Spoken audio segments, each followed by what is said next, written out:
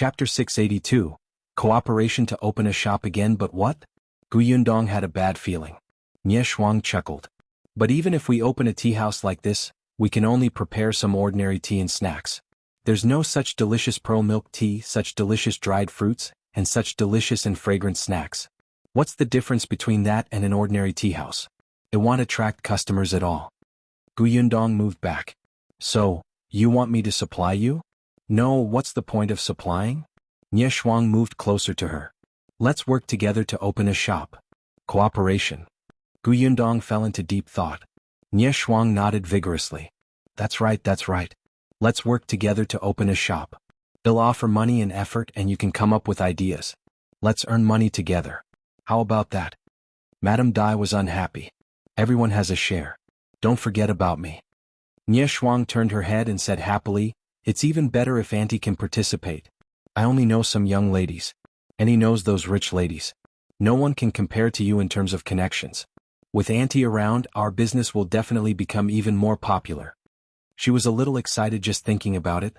Nie Shuang was only 15 years old, 2 months younger than Yundong. She was the eldest daughter of the Nie family and had been served by someone since she was young. At this age she only ate, drank and played. Occasionally she would read, write and learn some zither, chess, calligraphy and painting. However, it felt especially boring. It was as if her entire life had passed without any waves. When she was old enough to marry someone, she still repeated the same thing in the residence.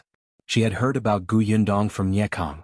She knew that Yundong had escaped from the famine. Eldest brother rarely praised people, let alone a little girl who was about his age. But eldest brother said that he admired Yundong. She could bring 3 family members from Yongning Prefecture to Xuanhe Prefecture at such a young age. Not only was she safe, but she also ensured that her family was unharmed. Even an adult man could not do that. At the very least, Nie Tsong could not guarantee that he could do this. At that time, Nie Shuang really wanted to see Yundong. Later on, Yundong actually sent New Year's goods over, and they were white sugar that made her father's eyes light up.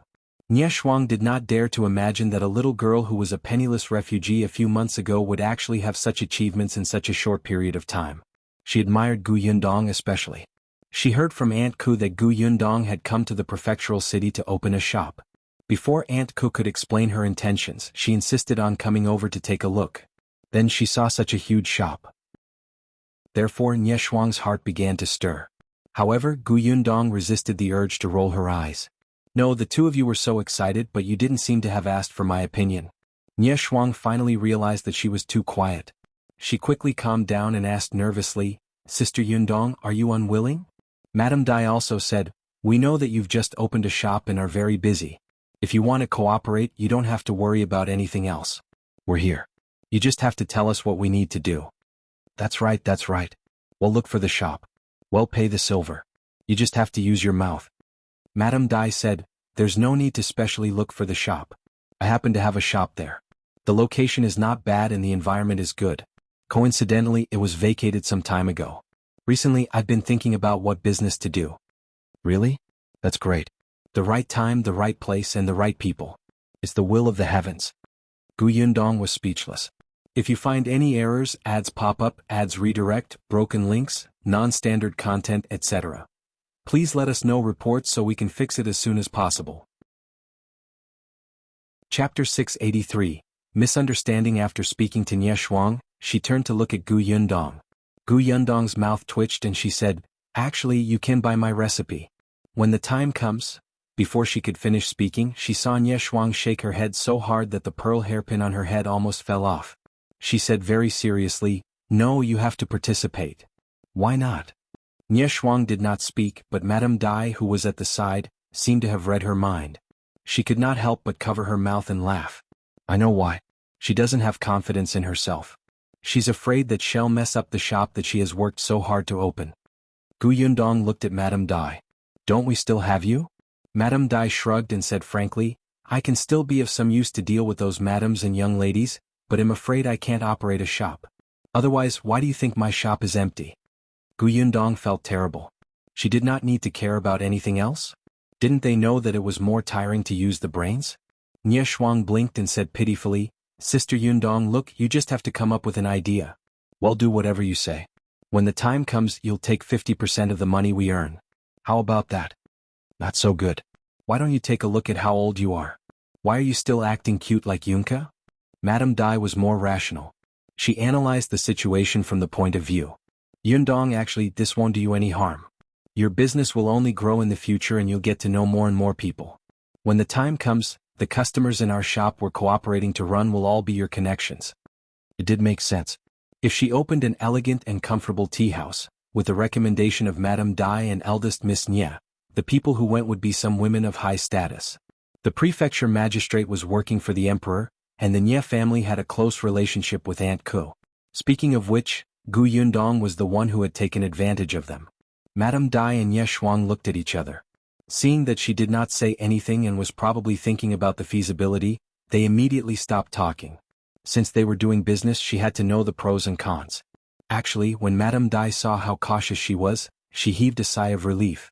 If she was like Nye Shuang, whose eyes lit up the moment an idea popped up, she would not be at ease. After a long time, Gu Yundong heaved a sigh of relief. She met their eyes and said, "All right, let's cooperate. But we still need to discuss the division of the profits." "All right, you'll take 60%. Gu Yundong, no wait. You've misunderstood me. She rubbed her forehead. I'm saying that 50% is too much.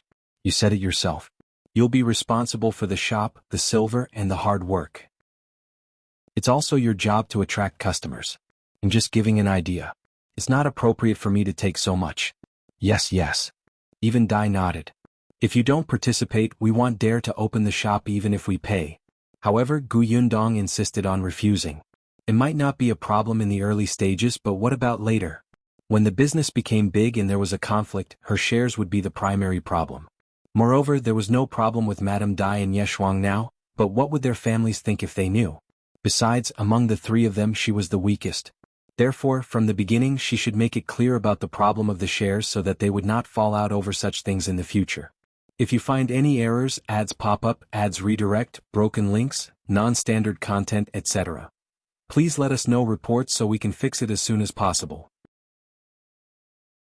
Chapter 684, Promoting the Villagers. Seeing that she was determined, Madame Dai and Ye Shuang had no choice but to take a step back. Since the three of them were cooperating, it was naturally best to distribute them equally. However, it was not easy to divide, so Madame Dai, who had offered the shop, took up 40%. Gu Yundong and Ye Shuang each took 30%. Madame Dai did not agree. In the end, it was Gu Yundong who said that if anyone caused trouble in the shop in the future, only Madame Dai's identity could suppress it. Therefore, taking 40% meant that she was the most responsible. Madame Dai did not say anything, but she looked at Gu Yundong with admiration. This girl was so young, but she was very mature. No wonder she could go from a penniless refugee to her current achievements in such a short period of time. At this moment, she was especially confident that the shop that was about to open would definitely be popular. Since the decision was made, they had to discuss the details. However, Gu Yundong had just opened his shop today and was very busy. She did not have time to discuss it. Therefore, she could only make an appointment tomorrow. "The Gus has just opened. I still have to come and keep an eye on it for at least the first 3 days. Where is Madame's shop? Let's go over tomorrow morning and discuss how to repair and decorate it." Madame Dai took a sip of milk tea and said, "Since we're going to open a shop together, Yundong, you're treating me like an outsider if you call me Madame again." Gu Yundong laughed. "Then it'll be like Nye Shuang and call you Auntie? That's good." Madame Dai was satisfied and said, "All right, there's no hurry to open a new shop. Naturally, we have to wait for you to finish your business first. You'll get someone to clean up that shop first. It's a mess inside. Let's go over the day after tomorrow." "Sure."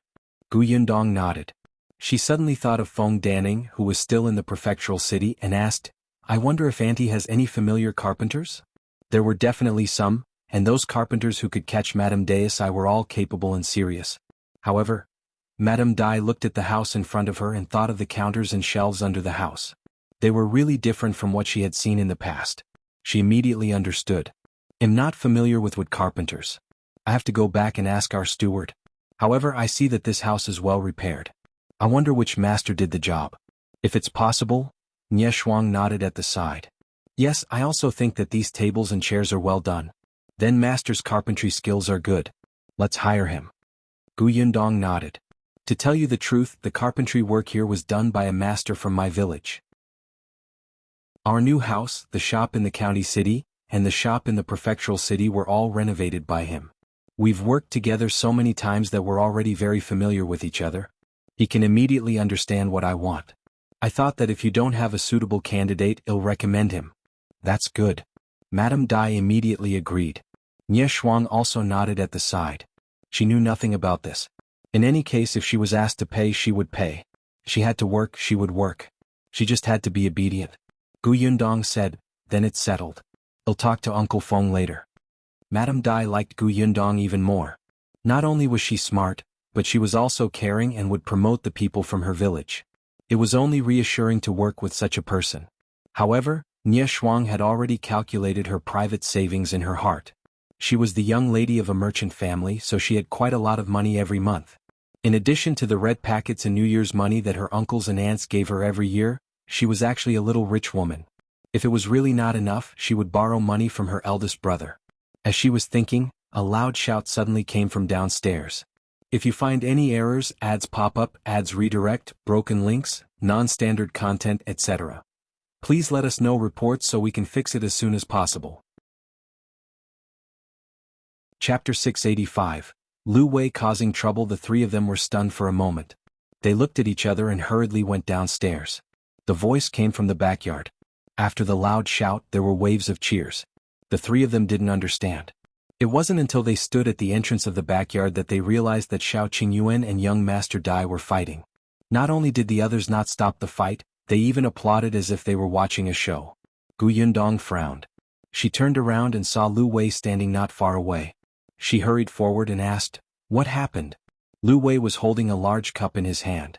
The cup contained the pearl milk tea that he had snatched from Lu Hongxiu. He was drinking it happily. Hearing Gu Yundong's question, he did not turn around. He just waved his hand and said, it's all right, it's all right. It's just a spar." Hearing that it was a spar, Madame Dai, who came over later, heaved a sigh of relief. It would be too unreasonable to fight at someone else's shop on their opening day. Gu Yundong could tell that the two of them were not really enemies. She was just curious. Why are these two sparring all of a sudden? Speaking of this, Lu Wei became a little complacent. I heard that young Master Dai's martial arts are powerful, so I was quite unconvinced. I said that Brother Shao could fight a tiger with his bare hands and let the two of them compete. So they're sparring. Gu Yundong felt the veins on her forehead twitch violently. So, this bastard was the one who instigated the two of them to spar? The problem was that this troublemaker actually had the cheek to hold a cup of milk tea and watch the commotion from the side as if it had nothing to do with him. Gu Yundong was considering whether to steam him or braise him. Lu Wei watched with great interest and did not realize that the person beside him was Gu Yundong. However, he seemed to feel a resentful gaze coming from the other side, as if he had done something heinous. Lu Wei frowned slightly. He turned around and met Nie Shuang's dissatisfied expression. Her gaze fell on the cup in his hand and finally fixed on the milk tea. Lu Wei was stunned and asked, "What are you doing?" He hid the cup to his side. Nie Shuang pursed her lips and retracted her gaze. She looked at Gu Yundong, who was standing on the other side of Lu Wei, and asked, "Why is his cup especially big?" It seemed that one cup was as big as two of hers. Lu Wei finally remembered who the voice belonged to. What the F***ck? Without looking back, he ran away with the milk tea in his hand as if a dog was chasing him. Gu Yundong was speechless. Why on earth had she become friends with such a person? Was it too late to regret it? Could they break off their friendship? Forget it, let's pretend we don't know each other in the future. Gu Yundong turned her head and focused her attention on the two people who were still sparring in the courtyard. The two of them were unarmed and were fighting hand to hand, but it still made people's hearts surge. Gu Yundong knew that Shao Qingyuan was good at fighting, but this was the first time she had seen him fight so well. A moment later, the two of them stopped and took a step back. Young Master Dai smiled and cupped his hands. Shao Qingyuan also smiled. Gu Yundong could tell that he was very happy. Shao Qingyuan turned around and saw her. He smiled at her. Only then did Gu Yundong step forward and hand him a handkerchief to wipe his sweat. Master Dai also walked to young Master Dai's side and rebuked, "You were too reckless. Why don't you take a look at what day it is today?" Young Master Dai smiled and walked in front of Shao Qingyuan. "If you find any errors, ads pop up, ads redirect, broken links, non-standard content, etc., please let us know reports so we can fix it as soon as possible." Chapter 686. Giving red packets young Master Dai's name was Dai Wenhua. Although his aura was still unstable, he still looked like a graceful young master. He looked at Shao Qingyuan with admiration. Young Master Lu just said that you didn't specially learn this martial art from anyone? Shao Qingyuan nodded. Dai Wenhua's eyes lit up even more. Then you're really talented. There's a martial arts master in our residence who's very powerful. He used to be a famous figure in the martial arts world. Are you interested in getting him to give you some pointers? Shao Qingyuan thought for a moment and glanced at Gu Yundong before nodding. Thank you. What are you thanking me for? I was especially thrilled today. David was really happy. I heard that you're good at hunting. Let's go hunting together next time? By the way, your sweeping kick just now was not bad. Where did you learn it? I practiced it when I fought wolves. Shao Qingyuan's words had always been concise, but he was so patient. He must have appreciated Dai Wenhua. Gu Yundong did not disturb them anymore. She shook her head and stood beside Madame Dai again. Seeing that it was getting late, Madame Dai decided to take her leave. The others stood up to leave. Gu Yundong had originally wanted to ask them to stay for lunch, but everyone was only here to congratulate them on her grand opening. Besides, they had actually eaten a lot this morning and were a little full now. Hence they left resolutely. Gu Yundong gave each of them canned white sugar as a return gift. As for those who wanted to buy something else, Gu Yundong asked someone to pack them up. In the end, she even brought back 2 pots of pearl milk tea for Madame Dai and Yeshuang. Only Dai Wenhua didn't leave. He was with Shao Qingyuan and the two of them chatted for a long time.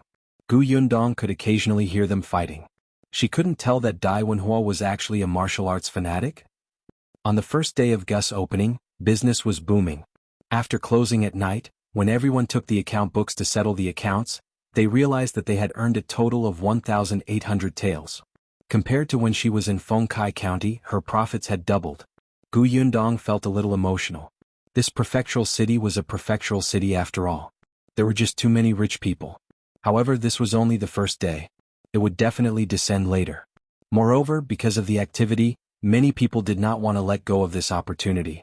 There were many people. After a busy day, they were clearly very tired, but everyone was very excited. Gu Yundong was elated. She gave everybody red packets. Even little Yunka got one. The little girl was a little surprised. Big sister, I didn't do anything. Gu Yundong patted her head. Who said that? Didn't you help big sister entertain your sister Shuang and Auntie Dai? The young lady thought about it and agreed. She had introduced the pearl milk tea and was carried around by sister Shuang and Aunt Dai.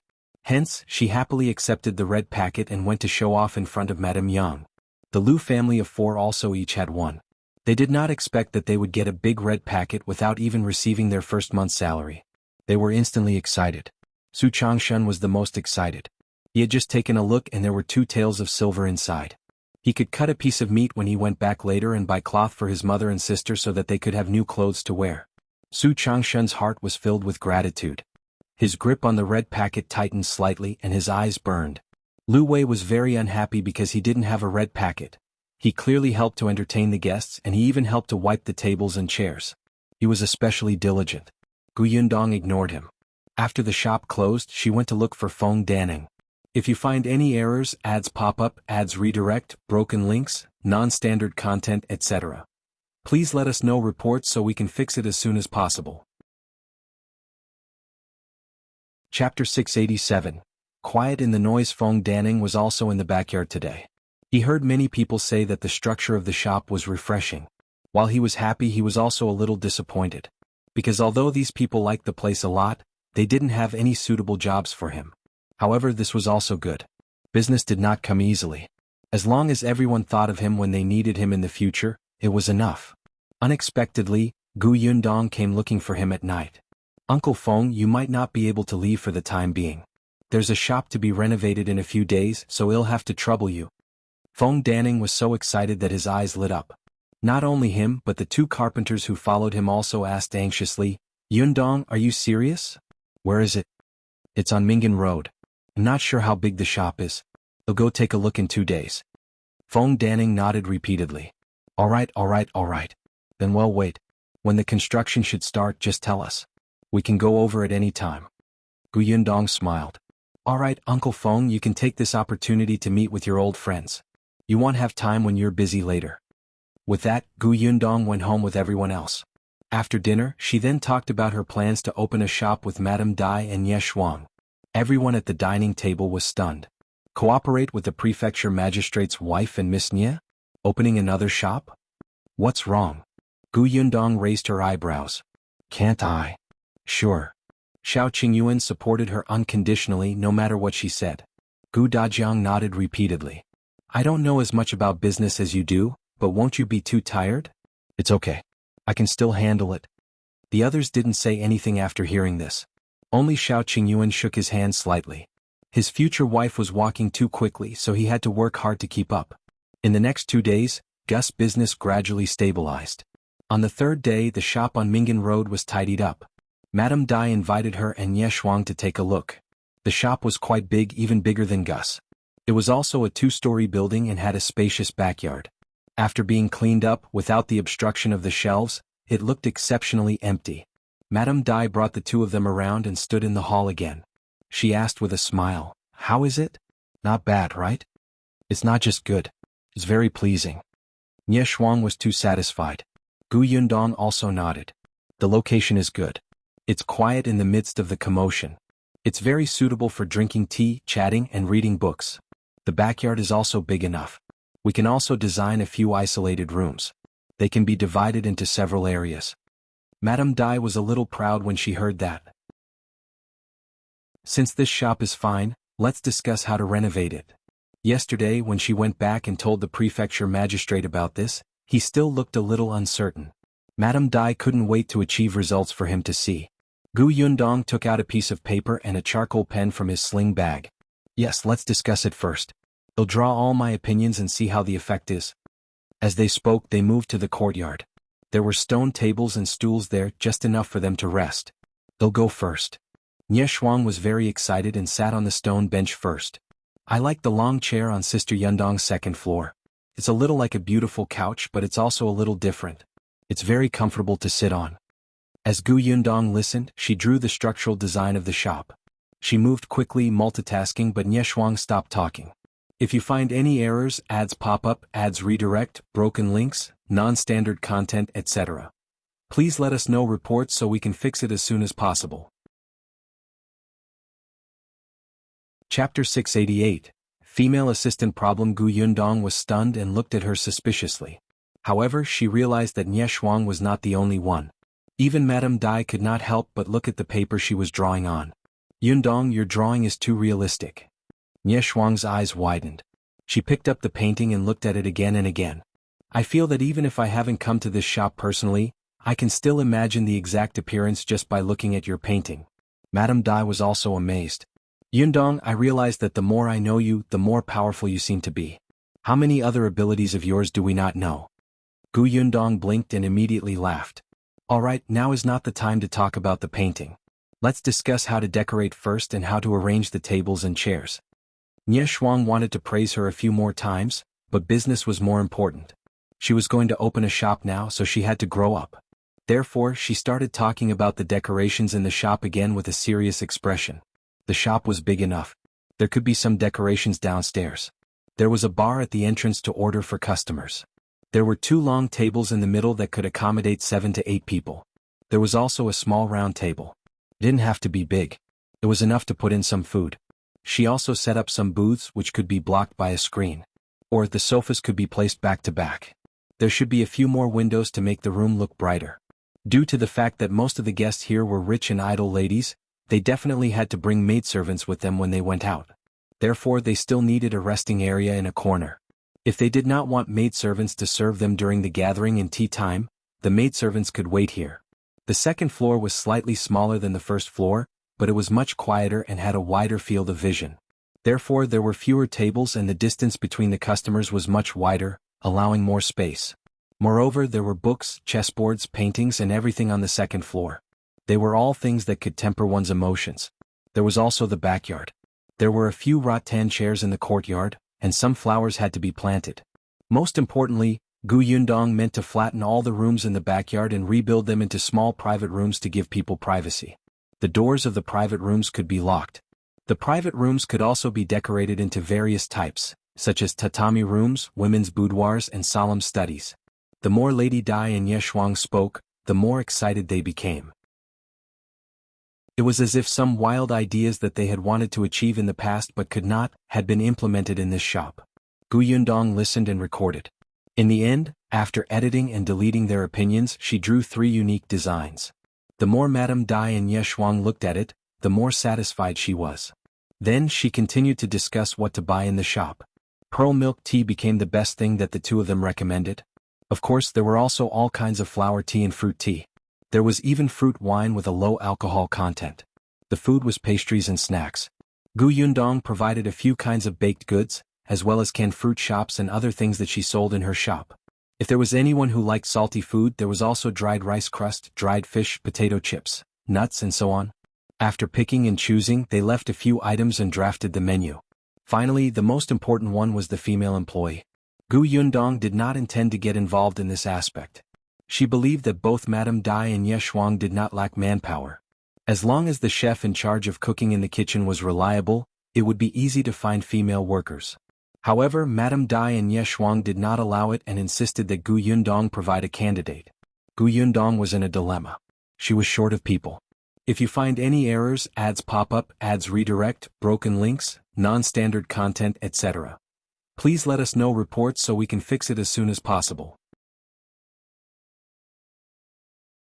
Chapter 689. She's engaged. Gu Yundong felt that she was always short of people. Every time she opened a new shop or bought a new house, she would have a headache. However, Madame Dai and Ye Shuang were very insistent. Since it was a 3-person shop, Gu Yundong's candidate was naturally needed. Moreover, Gu Yundong was the backbone of the 3 of them. If she arranged for people to work here, she would understand the situation in the shop more directly. If anything was missing or there might be a problem, she could understand and adjust it immediately. Could not be better. Gu Yundong was speechless. Didn't they say that they would do everything? This was different from what they had agreed on. She felt like she had boarded a pirate ship. Ye Shuang chuckled. Sister Yundong, this is what it means for the capable to do more work. Gu Yundong smiled insincerely. No, I'm incapable. Madame Dai was speechless. Although Gu Yundong had a headache, she still agreed to go back and consider the candidates carefully. Madame Dai had said that she had to hire at least 1 person. 1 person. On the way back, Gu Yundong leaned against the carriage wall and sighed. If it's just 1, Lan Huar will do. I just don't know if she's willing to come. Lan Huar was Zhuangzi's younger sister. She was doing some chores at home and she was very smart and good-looking. She was quite suitable. Previously, when Gu Yundong's workshop was recruiting, Lan Huar did not come to apply for the job twice. She had inadvertently asked once and Lan Huar said that there was a lot of work at home. If she went to the workshop to work, her parents would be too busy. After all, the Sher couple still had to help her manage the 30 acres of orchard. But now that the Sher couple had found someone to help them work in the village, it was much easier. Furthermore, Zhuangzi would be coming to the prefectural city soon, so the siblings would accompany each other. Yes, I'll ask Lan Huar later. Tong Shuetao looked like she wanted to say something but hesitated. After a while she said softly, Miss, I'm afraid Lan Huar won't come. Oh? How did you know? Gu Yundong was a little surprised. Tong Shuetao said, a few days ago my father delivered goods over. When we were chatting, he unintentionally mentioned that Lan Huar is getting engaged. She had interacted with Lan Huar a few times, and the two of them slowly became familiar with each other, so she asked about her. Ah. Gu Yundong was stunned. Engaged? With whom? It's Jiang Bao. Jiang Bao? Gu Yundong felt that this name was very familiar. Not long after, she suddenly remembered. It's him? The shop assistant from Brother Shao's pharmacy? Gu Yundong had a deep impression of him. When the man first met her father, he was so indignant that he almost chased the two of them out with a broom when Gu Dajiang deliberately made things difficult for Shao Qingyuan. Later on, when he found out her father's identity, his attitude changed 180 degrees. He flattered her father so much that even Gu Dajiang couldn't take it anymore and hurried out. She did not expect him to be engaged to Lan Huar. Tong Shuetao said, I heard that it was Zhuangzi who set them up. Zhuangzi and Jiang Bao have a good relationship. He seems to be a reliable person. His family is simple and his parents are reasonable people. Hence he entrusted his sister to Jiang Bao. Before Ashu came, the two families had just decided to marry them next year. Gu Yundong blinked. They were engaged just like that? Is Lan Huar satisfied with Jiang Bao? Tong Shuetao nodded. The two of them have met before. I heard that they're quite satisfied. Therefore, Lan Huar would most likely not come to the prefecture capital. Thus, Gu Yundong could only look for a new candidate. However, this time, another figure quickly popped up in her mind. If you find any errors, ads pop up, ads redirect, broken links, non-standard content, etc., please let us know reports so we can fix it as soon as possible. Chapter 690. Let Su Qing come. Thinking of her, Gu Yundong immediately asked Tong Xuetao to turn her horse around. Gu Yundong did not know many people, but there were a few who left a good impression on her. One of them was Su Changshen's sister, Su Qing. The first time they met, she was actually more satisfied with Su Qing's personality than she was with Su Changshen. It was just that the shop did not recruit female workers. Otherwise, it would be easier for Su Qing to attract customers with her straightforward personality. Moreover, Su Qing was not bad-looking either. She had a very likable appearance. Coincidentally, her way home was in the same direction as her way to the Su family. It was good to take this opportunity to ask Su Qing for her opinion. If the girl was unwilling, she could only find someone else. It was still early when Gu Yundong arrived at the Su residence. Su Changshen had yet to get off work and return home. The carriage stopped outside the alley as usual. She and Tong Xuetao walked in. It was unlike the last time she came. There were not many people at the entrance of the Su family's house. Even if the neighbors passed by his house, they seemed to have to avoid him. However, when she arrived at the Su family today, she could still see many people looking at the Su family's courtyard door. She did not know what they were looking at. When Gu Yundong came over, their gazes fell on her. Gu Yundong was already used to such gazes. She only asked Tong Xuetao to knock on the door. She stood outside the door and waited. With a glance, she saw Madame Sun again. When Madame Sun met her gaze, she immediately shrank her neck. She no longer had the arrogance and mockery Gu Yundong had seen the first time. She hurriedly entered her house and only quietly opened the door a crack to look out. The corners of Gu Yundong's mouth twitched. Mother Su happened to hear the commotion and came to open the door. When she saw her, she was stunned for a moment and quickly moved aside to invite her in. "Why is Boss Gu here?" She closed the door as she invited her in. After taking a few steps, she felt uneasy and asked, "Did something happen to Changshen?"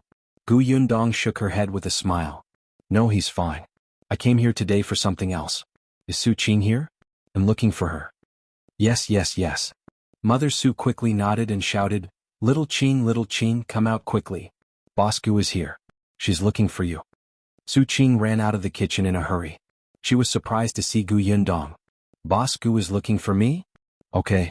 Gu Yundong entered the central room and did not beat around the bush. She told Su Qing that she wanted to open a new shop. Moreover, this shop specialized in entertaining ladies, so she needed a female shop assistant. She asked her if Su Qing wanted to try. The salary was a little less than Su Changshen's. It was 2 taels of silver a month for now. Of course, this was only temporary. If the business in the shop was good, the salary would definitely increase. Su Qing was stunned. Her mother also stood rooted to the ground in shock, unable to recover for a long time. What did Boss Gu just say? Not only did Boss Gu hire her son as a shop assistant, but she also wanted to hire her daughter as a female shop assistant? The salary was not low. If little Qing went too, the sibling's salary would be 5 taels. Moreover, Boss Gu was very generous. 2 days ago, on the first day of business at Gus, she actually gave him a red packet of 2 taels of silver. Su Qing felt her throat go dry. After a while, she asked uncertainly, "Boss Gu, are you really looking for me to be a shop assistant? Are you looking for me, Su Qing?" Gu Yundong was amused by her. "I'm looking for you, of course. Is there a second Su Qing here? What? Don't you want to go?" "Yes, I do. Since you want to go, I have a few more questions to tell you. If you find any errors, ads pop up, ads redirect, broken links, non-standard content, etc., please let us know reports so we can fix it as soon as possible." Chapter 691. Exalted. Su Qing immediately swallowed her saliva. She felt that the next step was the main point. Gu Yundong's expression became more serious. "I won't hide it from you. This shop doesn't belong to me alone. I opened it with 2 other people. One of them is Madame Da's wife, and the other is the eldest daughter of the Nye family." Mother Su was speechless. Su Qing? Madame Dai? Eldest Miss Nye? They felt that there was something wrong with their ears. Although they had long heard from Su Changshen that Madame Dai and Miss Nye had visited to celebrate the opening of Gus, They had never thought that these two people would actually cooperate with Boss Gu to open a shop. How capable was this Boss Gu? You didn't hear wrongly.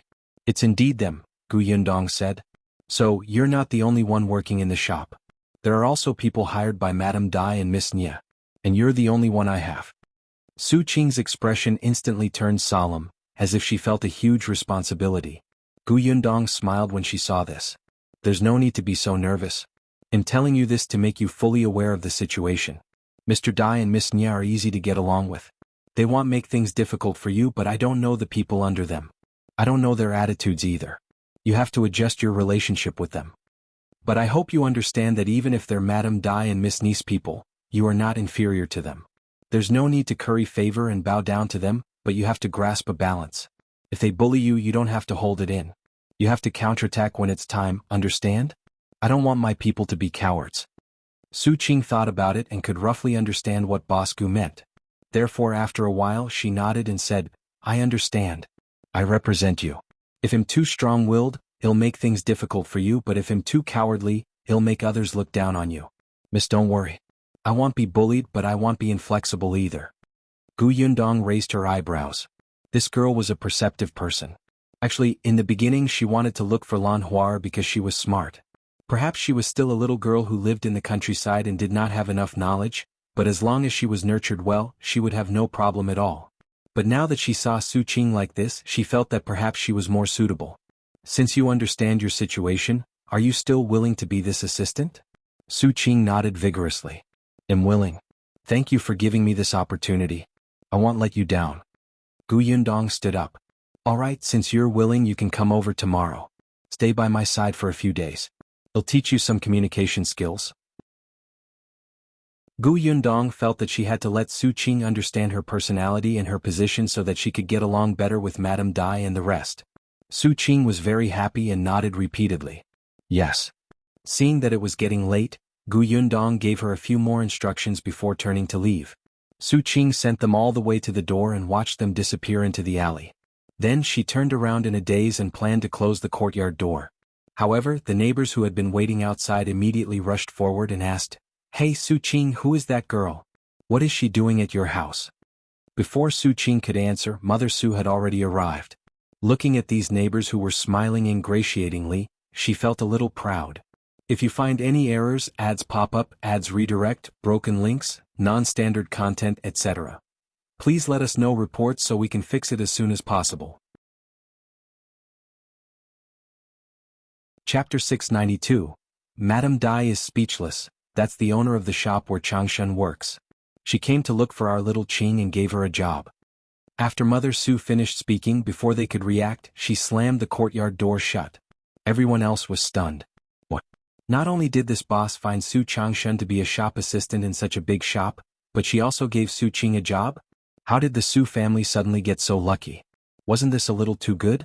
Everyone felt a little emotional for a moment, but they were also more determined to build a good relationship with the Su family. Perhaps in the future this boss would have more jobs. It would be good to get the Su family to help introduce them. However, they didn't know that Mother Su already had other plans. After closing the courtyard door to block the gazes of those who were watching the commotion, Mother Su pulled Su Qing, who was still in a daze, into the central room. She sat on a chair and said, Little Qing, there's something we need to discuss. What is it? Su Qing finally came back to her senses when she heard her mother's serious voice. Mother Su said, Shall we move? Move? Su Qing was surprised. Yes, I've said it before. When we have money in the future, we'll find a new place to live. Although we don't have much money now, we can rent a courtyard elsewhere. Mother Su had been thinking about this problem for a long time. Besides, your brother's shop is on Dahui Road. The shop you'll go to in the future is on Mingan Road. They're too far from home. Your brother is fine. I'm not worried about him, but I'm worried about you commuting so far every day. We can rent a house near Mingan Road. Although the rent there is a little expensive, we can rent this house out. In addition, you and your brother have a salary every month. It won't be a problem to rent a small courtyard. Su Qing thought about it and felt that it was feasible. However, this matter would have to wait until Su Changshan returned before they discussed it together. Su Changshan naturally had no objections. If his shop was too busy and he worked late, he could still stay in the backyard behind the shop. However, Su Qing was different.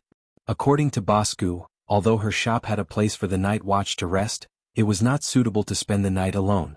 Still, the next day Su Qing had to follow Gu Yundong to work. Su Changshan also had to work, so only Mother Su went to look for a house. Su Qing only told her not to work too hard. There was no hurry.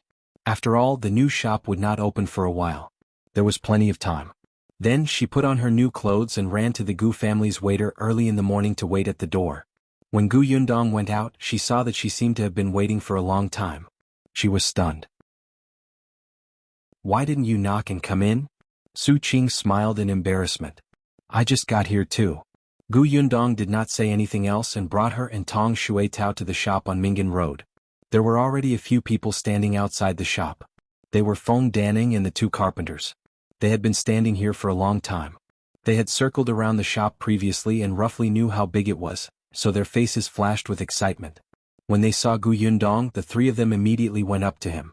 Not long after, Madame Dai and Ye Shuang's carriage stopped at the entrance of the shop. After they came down, Gu Yundong turned around and introduced them to Feng Danning and the other two as well as Su Qing. Looking at Su Qing, Madame Dai and Ye Shuang were speechless. If you find any errors, ads pop up, ads redirect, broken links, non-standard content, etc., please let us know reports so we can fix it as soon as possible. Chapter 693. Su Qing's conduct. Although they had said that she should at least arrange for one employee, they did not expect Gu Yundong to really only find one person. However, since things had come to this, the two of them could not say anything else. The group first entered the shop to discuss the renovations. Feng Danning and the other two walked 2 rounds inside. After looking at the blueprint that Gu Yundong had given them and the range that needed to be renovated, their 6 eyes could not help but flash with a scorching light. However, he still explained in advance, the entire backyard has to be rebuilt, so it might take a long time. "That doesn't matter," Madame Dai said. "The most important thing is to do the job well. I'd rather spend more time to do it meticulously. The room has to be sturdy, and the materials can't be perfunctory." "Madam, don't worry. We will definitely do our best." Madame Dai believed in Gu Yundong's recommendation. Next, it was time to discuss the details.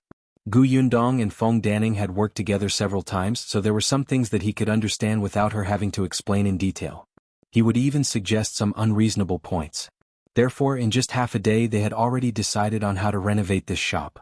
During this period, Su Qing was the one who poured tea and handed over pens and paper. Gu Yundong did not tell her, but she was very self-aware. Not only did she do it in an orderly manner, but she was also exceptionally considerate. After observing her for a day, Gu Yundong was very satisfied. Nye Shuang had a carefree personality and did not pay much attention to it. After all, she was the eldest daughter of the Nye residence and had a maidservant serving her all the time. She was already used to having someone take care of everything for her. However, Madame Dai could see it clearly. Hence, on the way back, she sat in the same carriage as Nye Shuang and could not help but say, although Yundong only found Su Qing, that girl can surpass others by several times. No wonder she can do business so well. Just in terms of hiring people, she makes others feel ashamed. Nye Shuang was at a loss. Seeing this, Madame Dai couldn't help but poke her head. After a while, she told her about Su Qing's performance in the shop today. Nye Shuang was suddenly enlightened. "I see. In that case, the person I chose is really too different from Su Qing. I was thinking of bringing her over to show you tomorrow. Now that I hear you say that, I think I have to change people." Nye Shuang's thinking was quite good. If she had to hire someone, she would choose the servants' children. Their indenture was in her hands and they could be trusted. After returning yesterday, her mammy had recommended 2, and so did her maidservant and 2 sisters. Even those with good culinary skills in the kitchen were suitable to work in the kitchen of the shop. She felt that there was no problem. The servants in the residence were used to serving people. Wasn't going to the shop to entertain those madams and young ladies just working in another place? But now that she heard what Madame Dai said, Nye Shuang could not help but think more. Especially with Su Qing as a reference. For example, Su Qing was good-looking, Su Qing was diligent in her work, Su Qing spoke sweetly, Su Qing was not afraid of hardship or fatigue. Nye Shuang immediately had a headache. It was not easy to find someone. Just based on looks alone, she had already eliminated the 2 people recommended by the mammy yesterday from her mind. Madame Dai frowned slightly. Her head hurt even more badly because she did not only have to hire the waiters and kitchen staff. She was also the one who chose the shopkeeper. If you find any errors, ads pop up, ads redirect, broken links, non-standard content, etc., Please let us know reports so we can fix it as soon as possible. Chapter 694. Departure. News. The shopkeeper was different from the shop assistant. She had to be knowledgeable and capable. When she saw those madams and young ladies, she had to be neither servile nor overbearing. In this huge prefectural city, madam and madam had conflicts. Young miss and young miss disliked each other a lot. If they happened to meet in the shop, as the shopkeeper, she had to at least have the ability to mediate. At the same time, she had to have management skills, literacy, and etiquette.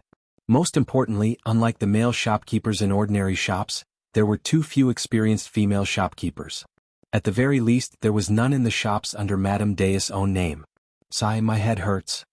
Yundong also knew that the two of them were having a headache. After all, she had deliberately brought Su Qing over today. She more or less understood what the criteria for workers were for Madame Dai and Ye Shuang. It was obvious that they would definitely choose someone close to them. Even Yundong herself would subconsciously choose someone she had a good relationship with. However, although the people close to him were trustworthy, it still depended on whether they were suitable. Yundong had taken a share of this shop. If she wanted to do it, she had to do it well. She believed that Su Qing's trip today would be very effective. Yundong sent Su Qing to the entrance of her alley before bringing Tong Xuetao home.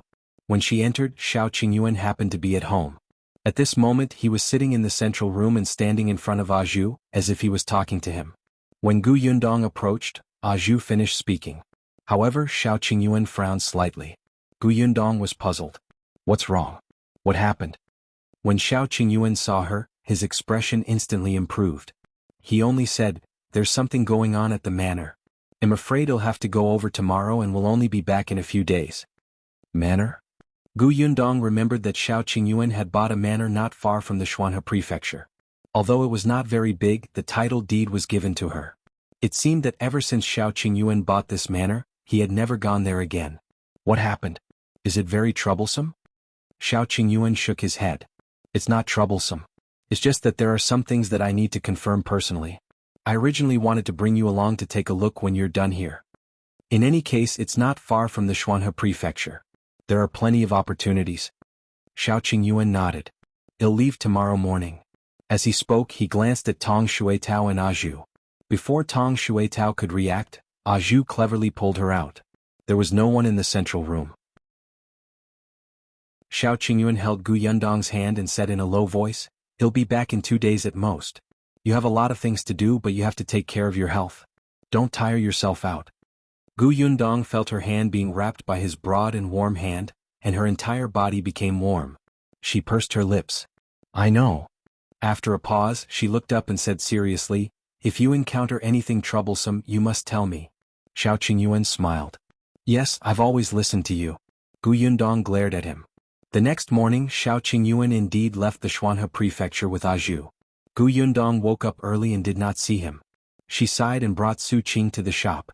Today Madame Dai would bring the chef for the kitchen. Yundong had to teach them how to make pearl milk tea. The kitchen was filled with people who had signed a death contract with Madame Dai. They would not easily leak the formula. Yundong taught them very carefully. She was really tired after a whole day. However, when she went to Gus's shop to patrol as usual at night, Tong Ping and Chen Jinbao, who came to deliver the goods for the second time, brought her a message.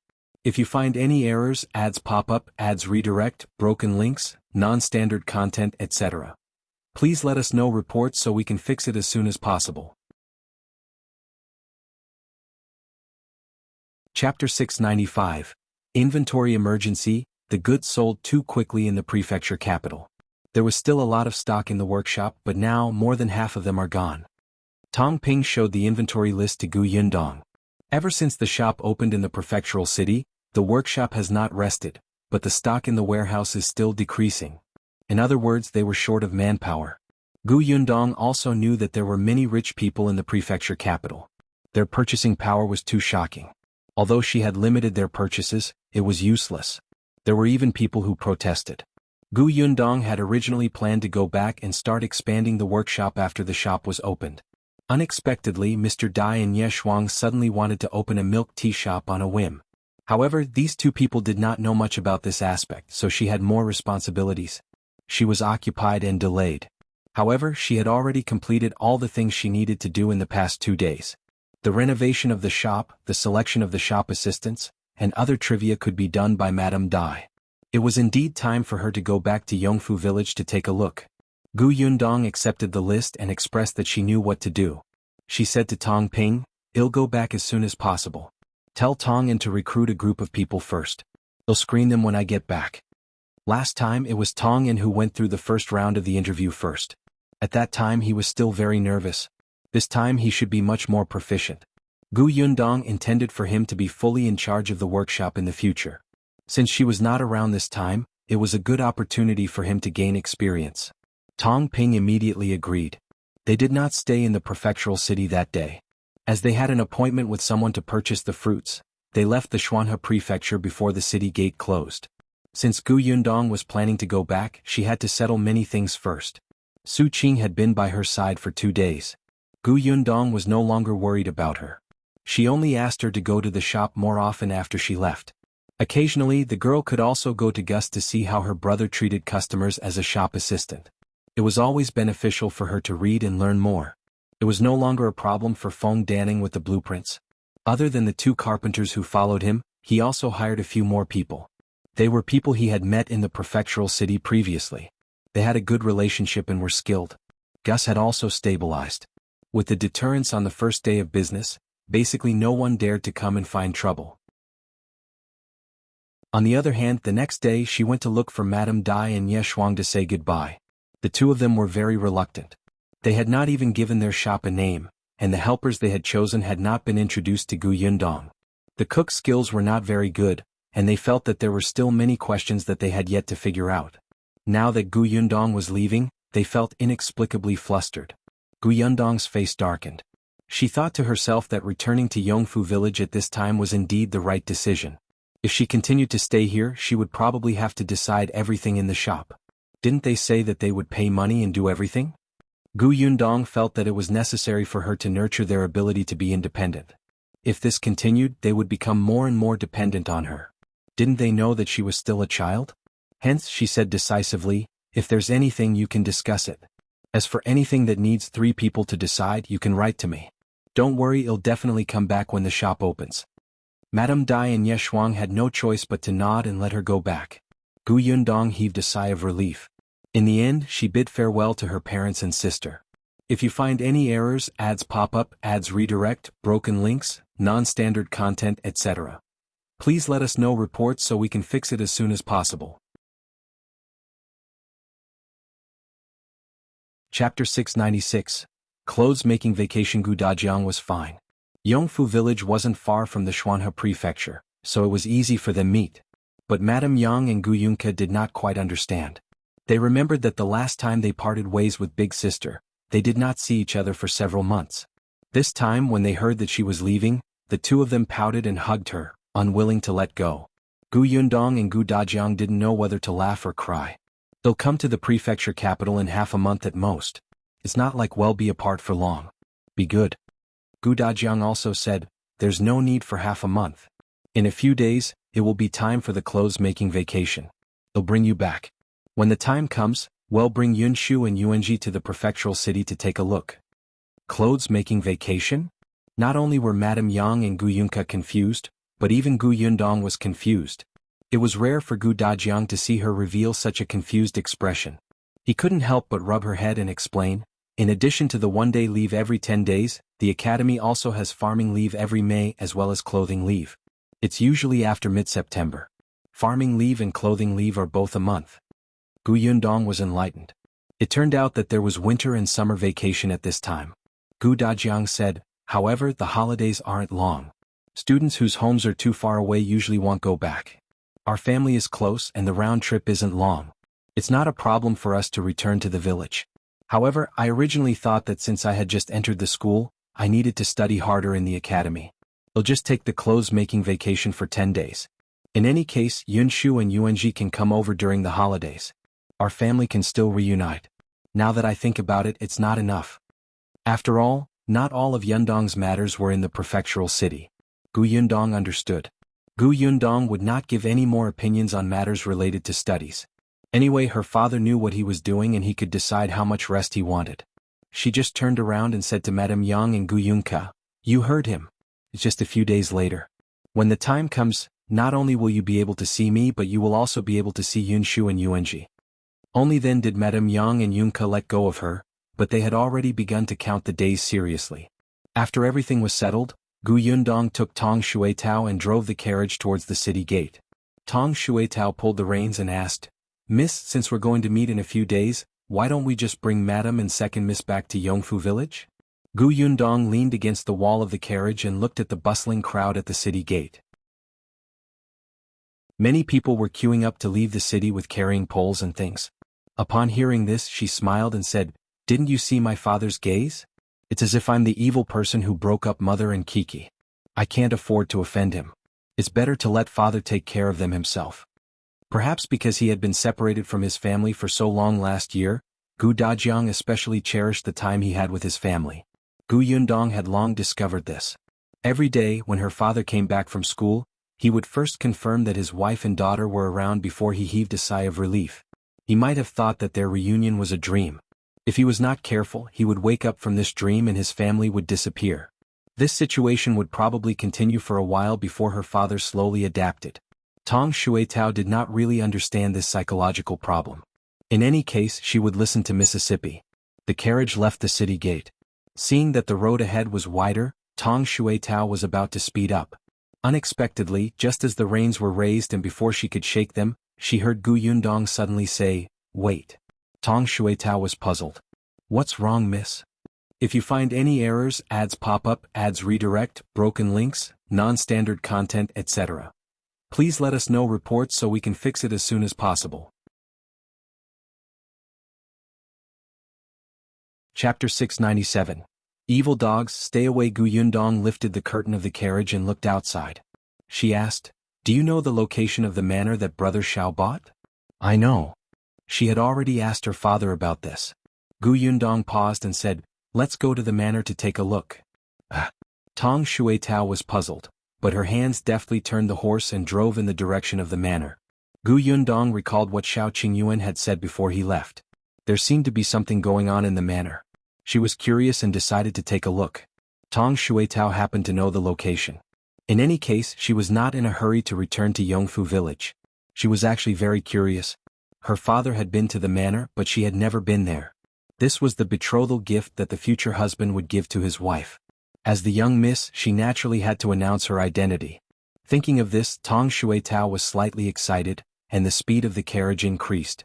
Gu Yundong, who was admiring the scenery outside, the manor was indeed not far away. Gu Yundong saw the things planted in the fields from a distance. Shao Qingyuan had said that a portion of the land was originally used to grow fruits. Later on, after he bought it, it just so happened that after the farming season the fields that planted food had already harvested. He instructed them not to plant food, but to plant fruit trees and medicinal herbs. Many tenants were unwilling, but Shao Qingyuan had always been decisive. If they didn't agree, he wouldn't rent it to these tenants. Originally, when the farmstead changed owners, the previous contract between the tenants and the original owners had already been broken. Even if Shao Qingyuan replaced all of them, no one would dare to say anything. Only then did the tenants not dare to say anything. Later on, when they heard Shao Qingyuan say that he would buy all the fruits and herbs they planted and that the price was not low, they were relieved and began to plant them. Gu Yundong looked at the fields and saw all kinds of fruit trees. Some fruit trees must have been transplanted from other places. The trunks were tall. Some fruit trees were originally planted here and they were already filled with fruits. Some of them had just been planted, and only tree saplings that were half the height of a person appeared. However, it could be seen that they were all well taken care of. Most of these fruit trees were in the periphery, and the medicinal herbs were inside. It seemed that they were surrounded and protected by these fruit trees. There was a fence around the fruit trees, which was similar to the orchard in Yongfu village. The carriage got closer and closer. Just as they were about to see the shadow of the manor, a series of barks suddenly entered their ears. Tong Shuitao was shocked. She instinctively pulled the reins tightly, and the carriage suddenly stopped. In the blink of an eye, the barking of the dog was right in front of him. What made people's hearts skip a beat was the sound of barking continued. It was obvious that it was not one dog. Sure enough, in the next moment, 3 tall and fierce dogs rushed out from 3 directions and surrounded the carriage. Tong Shuitao, F***ck, this dog even knew how to outflank? The 3 dogs did not approach her either. They stood 2 meters away from the carriage and looked at them covetously, but their eyes were fierce and ready to attack. It was as if as long as Tong Xuetao made any movement, they would pounce forward in the next moment and tear her into pieces. Fortunately, Tong Xuetao was strong and good at martial arts. She had also entered the mountains and met wild boars before. She was not afraid of dogs. She even glared at them one by one and sneered. "Evil dogs, stay away. Otherwise I won't be polite. If you find any errors, ads pop up, ads redirect, broken links, non-standard content, etc. Please let us know reports so we can fix it as soon as possible."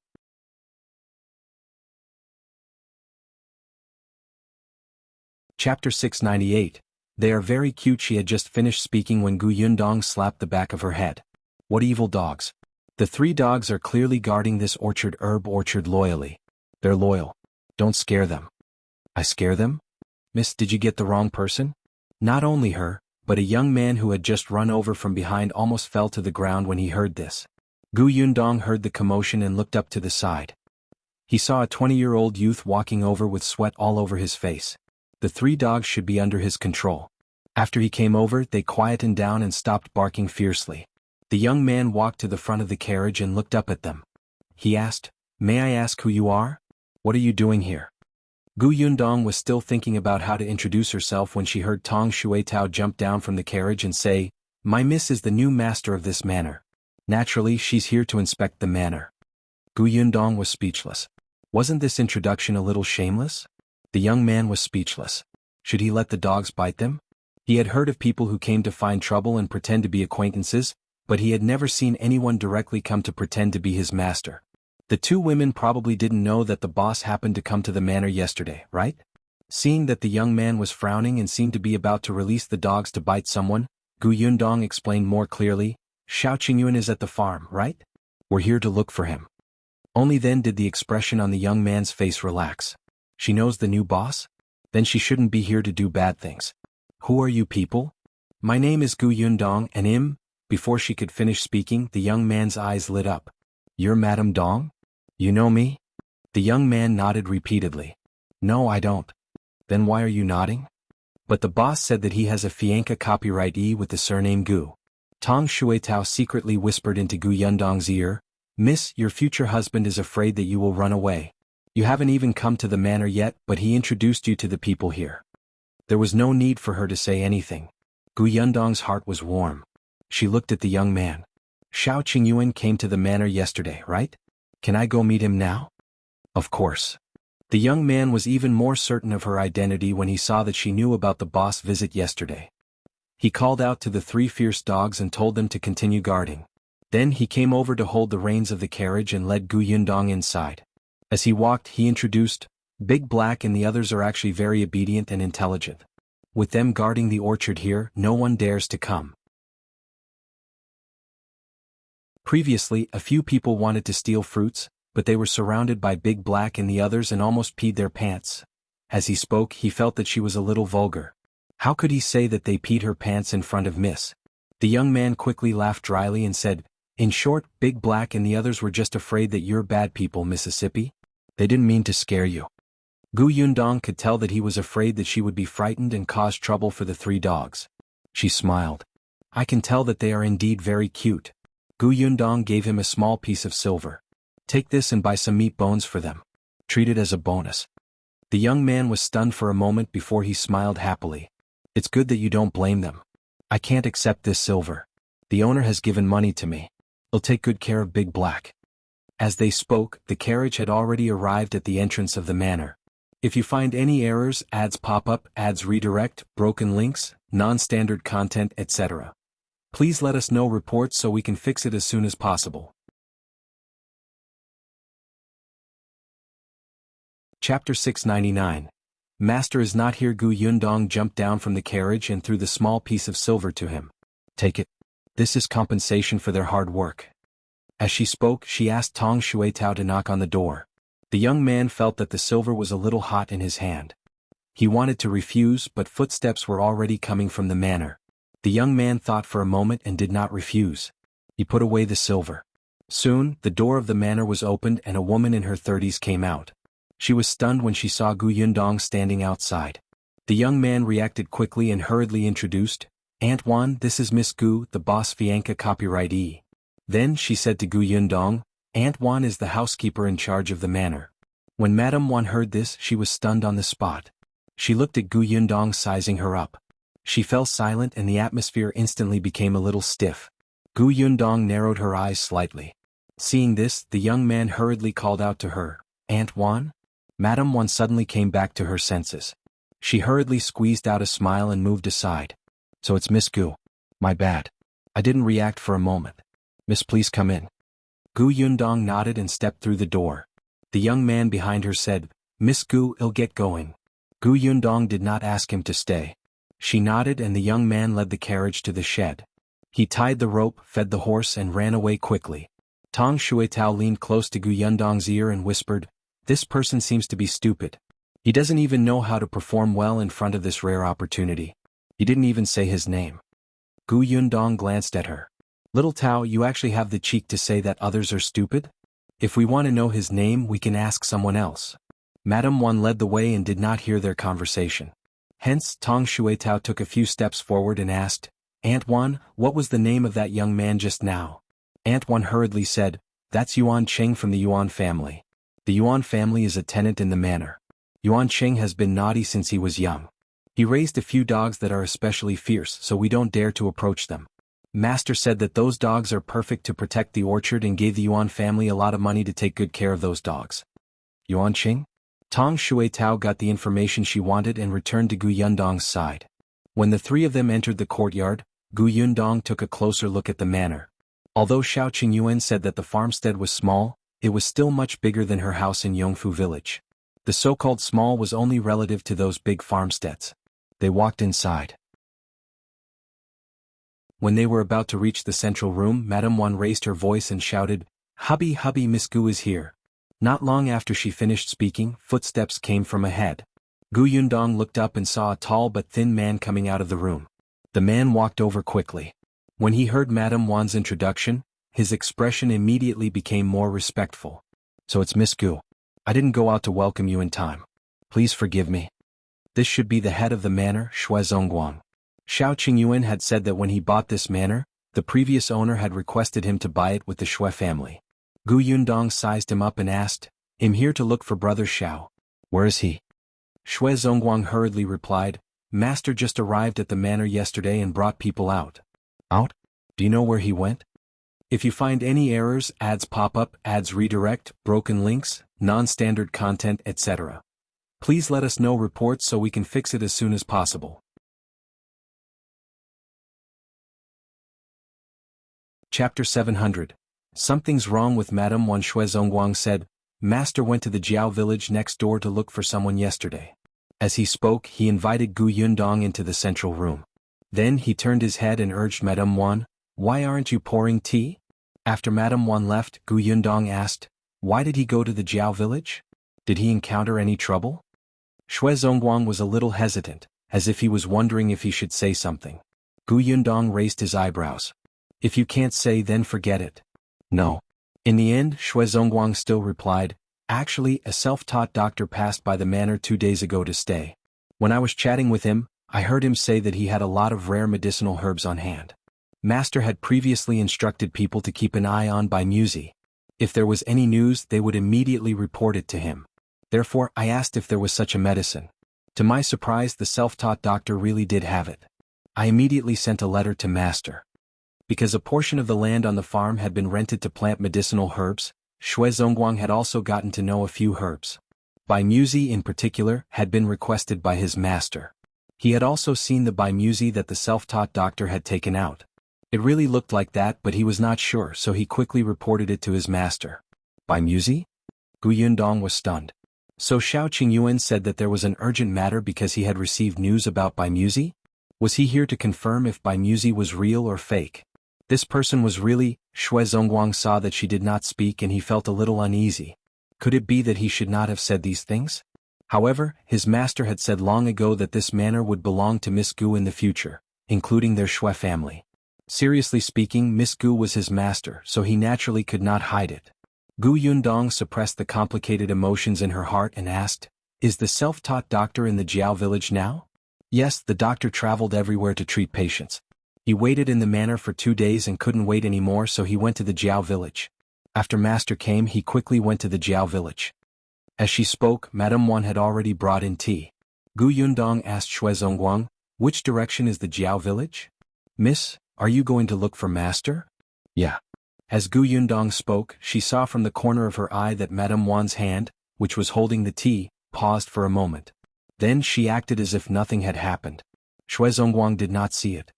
He only nodded and said, "All right, miss, rest for a while and have some tea. They'll feed the horses some grass. We'll set off in a while." Seeing Gu Yundong nod in agreement, Zongguang left the central room. Madame Wan smiled at Gu Yundong and left. As soon as the two of them left, Tong Xuetao whispered into Gu Yundong's ear, "Miss, there's something wrong with that Madame Wan. When she saw us, her eyes were flickering. It seems like she's hiding something from us." Gu Yundong looked at her in surprise. "Not bad. You can even tell that something is wrong with Madame Wan." Tong Xuetao was slightly smug. "After all, I've been by Miss' side for so long. I have to improve." "All right, since you think there's something wrong with the Wan family, follow them and take a look." Tong Xuetao immediately became excited. "Yes, Mississippi. Be careful. Don't let anyone find out." Tong Xuetao clenched her fists. "Miss, don't worry. I've learned martial arts for so long. I have this ability to eavesdrop." It was as if eavesdropping was a glorious thing. Gu Yundong was very upset. She waved her hand and asked her to leave quickly. Tong Xuetao chuckled, but her footsteps were very light as she followed Madame Wan. If you find any errors, ads pop up, ads redirect, broken links, non-standard content, etc., please let us know reports so we can fix it as soon as possible. Chapter 701. Water in your brain. Madame Wan came out of the central room and quickly caught up with Zongguang. After turning a corner, she finally couldn't take it anymore. She pulled Zongguang and said with a complaining tone, "Why did you bring her to look for master?" Tong Xuetao happened to hear this, and her eyes flickered slightly as if she was about to hear a big secret. Zongguang frowned and said in a low voice, "Miss is master's fiancée. If she wants to see master, we naturally have to bring her along. What's wrong with that?" But Madame Wan stammered as if she wanted to say something, but she looked troubled. A bad premonition flashed across Zongguang's mind. He looked at her abruptly. "Are you hiding something from me?" No. Zongguang had been married to her for many years. Seeing her like this, how could he believe her? His tone immediately became heavier. "Tell me, what are you hiding from me?" Madame Wan was a little afraid of him. Seeing his dark expression, she couldn't help but shrink her neck and say softly, "Didn't Qingyuan like master?" Early this morning she saw that master hadn't returned, so she went to the Jiao village. What if that girl goes there too? Wouldn't they bump into each other? Her voice was soft, and Tong Xuetao finally heard it clearly. She immediately widened her eyes and covered her mouth to prevent herself from exclaiming. Zongguang widened his eyes and looked at Madame Wan, who was shrinking her neck in guilt. His expression was especially ugly. You. Are you trying to anger me to death? I told you last time that master has a fiancée. Moreover, anyone with a discerning eye can tell that he values Miss Gu very much. I asked Qingyuan to put away her thoughts. In the end, not only did she not give up, but you also helped her hide it from me. Is there water in your brain?" Madame Wan was a little afraid of him, but she was still a little unconvinced. "You said it yourself. She's just a fiancée. Moreover, why are you so sure that master values that Miss Gu? Our Qingyuan is so beautiful. No one within a 5-kilometer radius is more beautiful than her. Moreover, Qingyuan doesn't have to be master's wife. Being a concubine is Qingyuan's blessing." "Shut up." Zongguang could not stand it anymore. His fingers trembled as he pointed at her. "As expected of a woman's opinion. Let me tell you, if you continue to allow Qingyuan to get close to master, we won't be able to live. It's not as serious as you say." Zongguang saw that she did not know what was good for her, and the veins on his forehead were about to explode. "As expected, you've stayed in the manor for too long. You're so stupid that you can't even differentiate between master and servant." With that, he didn't look at Madame Wan again and just walked forward even faster. Madame Wan was stunned for a moment. She quickly took a few steps forward and asked, "Where are you going?" "Send Miss to the Jiao village and bring Qingyuan back. You search for a good family the next few days. They'll go to master and ask for his grace to marry Qingyuan off as soon as possible." Madame Wan was shocked. Do you have to do this? It's for our family. Tong Shuitao no longer listened. She turned around and walked back into the central room. Gu Yundong was standing in the courtyard and looking at a jujube tree in front of her. The jujubes on the tree had already ripened. She pulled some slightly and plucked a large bunch. She casually wiped them with her clothes and took a few bites. Yes, they were quite sweet.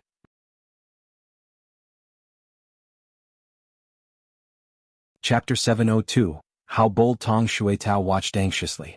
She went to her side and said, "Oh miss, you are still eating dates. Something bad has happened." "What's the big deal?" Gu Yundong moved the dates in her hand to her. "Do you want to eat them? They're quite sweet." "Is that so?" Tong Shuitao took one and stuffed it into her mouth. Then her eyes lit up. "It's really quite delicious. I'll pick some and bring them back." She paused for a moment. "Can I pick them? Brother Shao bought this farmstead. Everything here belongs to him.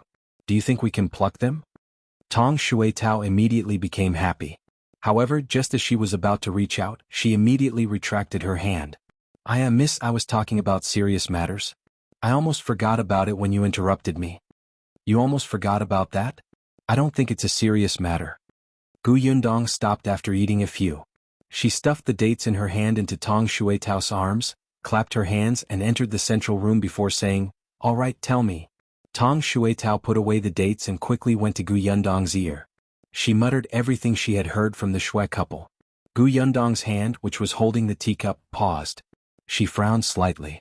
That Qiner had taken a fancy to Shao Qingyuan, and now she was going to the Jiao village to get close to him? "Miss, this woman is too shameless. She clearly knows that her master is already engaged, but she still keeps trying to get close to him." And that? Gu Yundong stood up with a swish and walked out of the door without another word. Tong Shuitao was stunned. "Miss, where are you going?" "Jiao village." Tong Shuitao hurriedly followed. She ran so quickly that her dates almost flew away. Gu Yundong walked very quickly. Just as he reached the door, he bumped into Zongguang. Zongguang was stunned. "Miss, the carriage is already at the door. Are we going to the Jiao village now?" Gu Yundong nodded and walked out of the door expressionlessly. For a moment, Zongguang was very nervous. He could clearly feel that Gu Yundong's expression was much colder than before.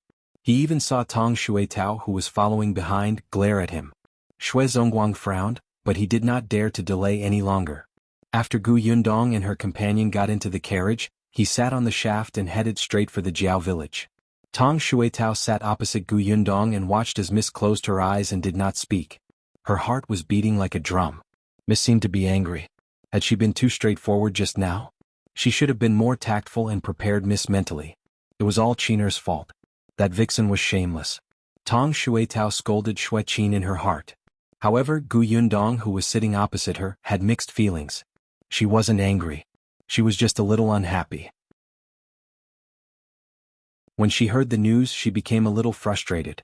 Perhaps Shao Qingyuan's reputation in Yongfu village was not good, so the women in Yongfu village and even the nearby villages did not dare to approach him. Most of them ran away when they saw him. So much so that Gu Yundong almost forgot that Shao Qingyuan was also a very handsome man. He was a person who made women blush and their hearts beat faster. After leaving Yongfu village, there would probably be many women who did not understand Shao Qingyuan's personality and wanted to pounce on him. Gu Yundong had always been busy. In addition, Shao Qingyuan had always put her first, giving her a sense of security. She had never thought that a woman would try to steal him away. This Shui Qin was indeed bold.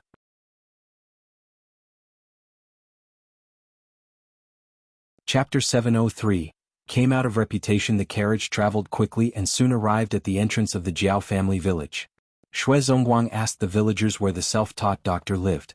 Sure enough, someone pointed at the village chief's house and said, "Over there. Do you see that big house? He's been staying there for the past 2 days." As he spoke, the villager added, "You're also here to see that doctor? That's unfortunate. Dr. Liu happened to enter the mountain to pick herbs. He went yesterday. I don't know if he can come back today." Pick herbs? Gu Yundong looked at the mountain not far away. This mountain was not as big as Yongfu village, but it was not small either. But it didn't matter. She wasn't here to look for a doctor. Hence, Zongguang changed the question. "Then do you know that a young master surnamed Shao came here yesterday?" "Oh, you mean young master Shao? I know him." The villager nodded. "He's also at the village chief's house. He should still be there." Thank you. Zongguang thanked him and drove the carriage towards the big house pointed out by the villagers. However, the road in the Jiao village was not easy to ride on. The path was very narrow and the carriage could not pass through. The three of them could only get out of the carriage and tie it to the door of a farmer's house. They asked someone to help keep an eye on it before walking towards the village chief's house. After taking a few steps, Zongguang suddenly stopped in his tracks and pointed in the direction of the village chief's door in surprise. Miss, that's Dr. Liu. Yundong looked up and saw a middle-aged man carrying a medicine basket slowly walking towards the village chief's courtyard. It seemed that they had come at the right time. Dr. Liu had just returned. Moreover, Dr. Liu seemed to be quite popular in the Jiao village. As soon as he entered the courtyard, a few villagers followed him. She even shouted, "Dr. Liu, you're finally back. Have you collected all the medicine?" "Dr. Liu, my grandson's cough is getting worse. Did you find the herb you mentioned yesterday?" "Dr. Liu, I felt a little dizzy just now. Take my pulse. Am I sick?" "Dr. Liu." A few people entered the courtyard and the village chief's house instantly became lively. Yundong frowned. Zongguang, who was beside her, said, "There's no physician in the Jiao village. This is the countryside. Even if someone has a minor illness, they don't take it seriously. Dr. Liu came to treat everyone. I heard that he doesn't charge medical fees and only takes some medicinal herbs as a token. So everyone who's sick or not has come to let him take a look." Yundong was a little surprised. There was no consultation fee. Let's go and take a look. Yundong took the lead and walked towards the small courtyard. Zongguang and Tong Xuetao hurriedly followed. They were a step too late. There were already many people in the courtyard.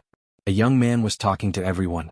"I know everyone is anxious, but young Master Shao has been waiting here for the entire day. First come, first served, right? When young Master Shao and Dr. Liu are done talking, Dr. Liu will come out and treat everyone immediately." Calm down, calm down. A villager asked curiously, "Jiao Lao-san, is this young Master Shao also here to see a doctor? Isn't he a young master? He doesn't look like he lacks money. Why don't you go to the city to see those doctors?" This means that our Dr. Liu's medical skills are good, so this young Master Shao came because of his reputation. Yes, he came because of the doctor's reputation. Unexpectedly, as soon as the two villagers finished speaking, a furious voice suddenly came from inside. "If you find any errors, ads pop up, ads redirect, broken links, non-standard content, etc. Please let us know reports so we can fix it as soon as possible."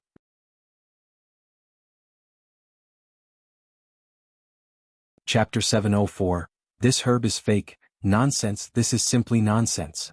His voice was a little loud and stern. Accompanied by the sound of slamming the table, the villagers who were chatting in the courtyard fell silent for a moment. After a while, someone whispered, "This sounds like Dr. Liu's voice. What's wrong? What happened?"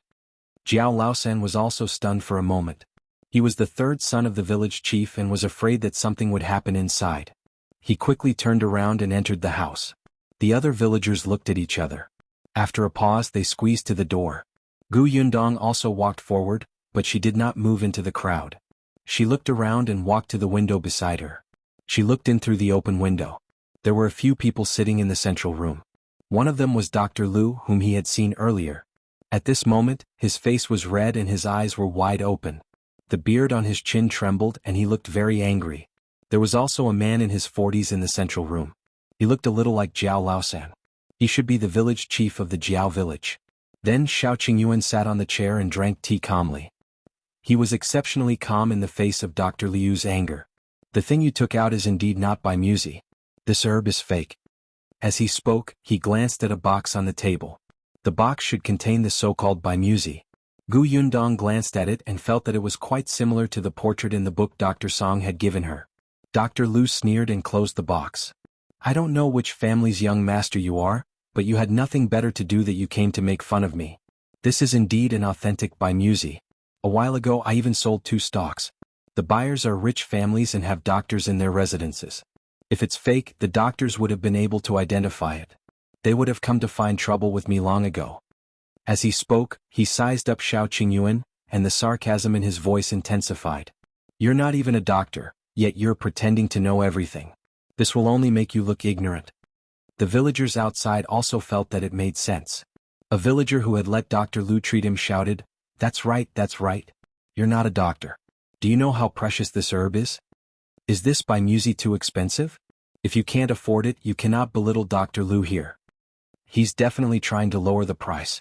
Dr. Lu, don't fall for it. At most you won't sell it. There will always be people who know their stuff. When Dr. Lu heard this, he nodded and even turned around to cup his hands at everyone. Thank you, everyone, for speaking up for me. Then he turned to look at Shao Qingyuan. I'm not selling by Musi anymore. You can leave. Zhu, who was standing behind Shao Qingyuan, sneered. You're the shameless person who doesn't know anything and earn black-hearted money by tricking people. Our young master knows much more than you do. A villager immediately said, Dr. Lu didn't earn black-hearted money. He didn't even charge consultation fees. Yeah, he didn't even take a dime. Shao Qingyuan looked up and glanced at the villager who was speaking at the door. He nodded. He did not charge the consultation fee. He just charged some medicinal herbs. Everyone frowned, not understanding what he meant. Zhu had been by Shao Qingyuan's side for so long, so he naturally understood at once and immediately laughed out loud. Someone felt goosebumps from his laughter and asked sternly, What are you laughing at? If you find any errors, ads pop up, ads redirect, broken links, non-standard content, etc. Please let us know reports so we can fix it as soon as possible.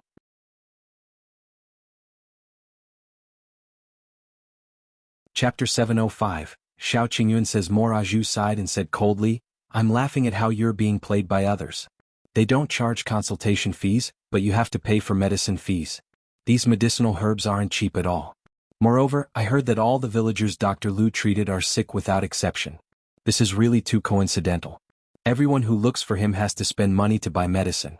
Is there a difference between this and paying consultation fees? The villagers were stunned when they heard that. Village Chief Jiao, who had been silent, suddenly looked at Dr. Lu. Yes, it was said to be a free consultation, but why was it so coincidental that everyone was more or less sick and in pain? Dr. Lu was a little flustered at that moment. He glared fiercely at Zhu and explained, the villagers came to see a doctor naturally because they felt uncomfortable. It's normal for them to be sick and in pain. I accepted the money for the medicinal herbs, but the price was not high. It's much cheaper than the herbs in the medicine shop in the prefecture capital. If you don't believe me, feel free to go to the shop and ask for the price of the medicinal herbs. You will naturally know if I'm being kind or black-hearted. Everyone was a little hesitant by his self-righteous appearance. Both of them seemed to have a point. Shao Qingyuan couldn't be bothered to listen to his excuses anymore. Whether Dr. Lu was lying and scamming money here or the villagers didn't believe him, it had nothing to do with him. He had no obligation to prove his point to these fence-sitters. He had only come to buy by Musi. Since he had confirmed that it was not the case, he planned to leave. However, just as Shao Qingyuan stood up, the village chief of the Jiao village stood up and said, Young Master Shao, please wait. He walked up to Shao Qingyuan and looked at him sincerely. Can you make yourself clear? Shao Qingyuan looked at him. This village chief was not a bad person. Seeing that he had received a lot of care from the village chief yesterday, he still said a few more words. The Bai Museum buying has silver roots and purple branches and leaves. It's about 6 inches long and has 5 leaves. It's an extremely rare herb. But Dr. Liu's Bai Musi has white roots with a few thin patterns. Although it also has 5 leaves, their colors are dim. Also, he claimed that he sold 2 stalks a couple of days ago, which is ridiculous. If Bai Musi were so easy to find, its price wouldn't have been so high and I wouldn't have to spend so much time searching for it. When everyone heard this, they could not help but look at the box containing the herbs. Dr. Liu's face turned pale as he hugged the box tighter. Shao Qingyuan continued, If I'm not mistaken, the medicinal ingredient in Dr. Liu's box is called purple summer leaves. It's indeed a medicinal ingredient that's very similar to Bai Musi. This medicinal ingredient is also rare, but it's much more ordinary than Bai Musi. The price is also worlds apart. As for its medicinal properties, it's neither good nor bad, right? It can be eaten as a tonic, but it's useless for treating illnesses. Dr. Liu's forehead was covered in cold sweat. Shao Qingyuan sneered and glanced at the herb basket beside him. Also, the herbs he picked on the mountain today are all weeds with little medicinal effect. If you don't believe me, take the herbs in his herb basket to the doctor in town to take a look. When everyone heard this, they instantly stared at Dr. Liu's medicine basket with burning eyes. Jiao Laosan received his father's gaze and immediately took a step forward to get the medicine basket. If you find any errors, ads pop up, ads redirect, broken links, non-standard content, etc. Please let us know reports so we can fix it as soon as possible.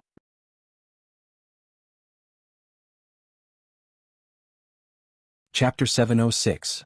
The girl in front. Dr. Liu's expression changed drastically.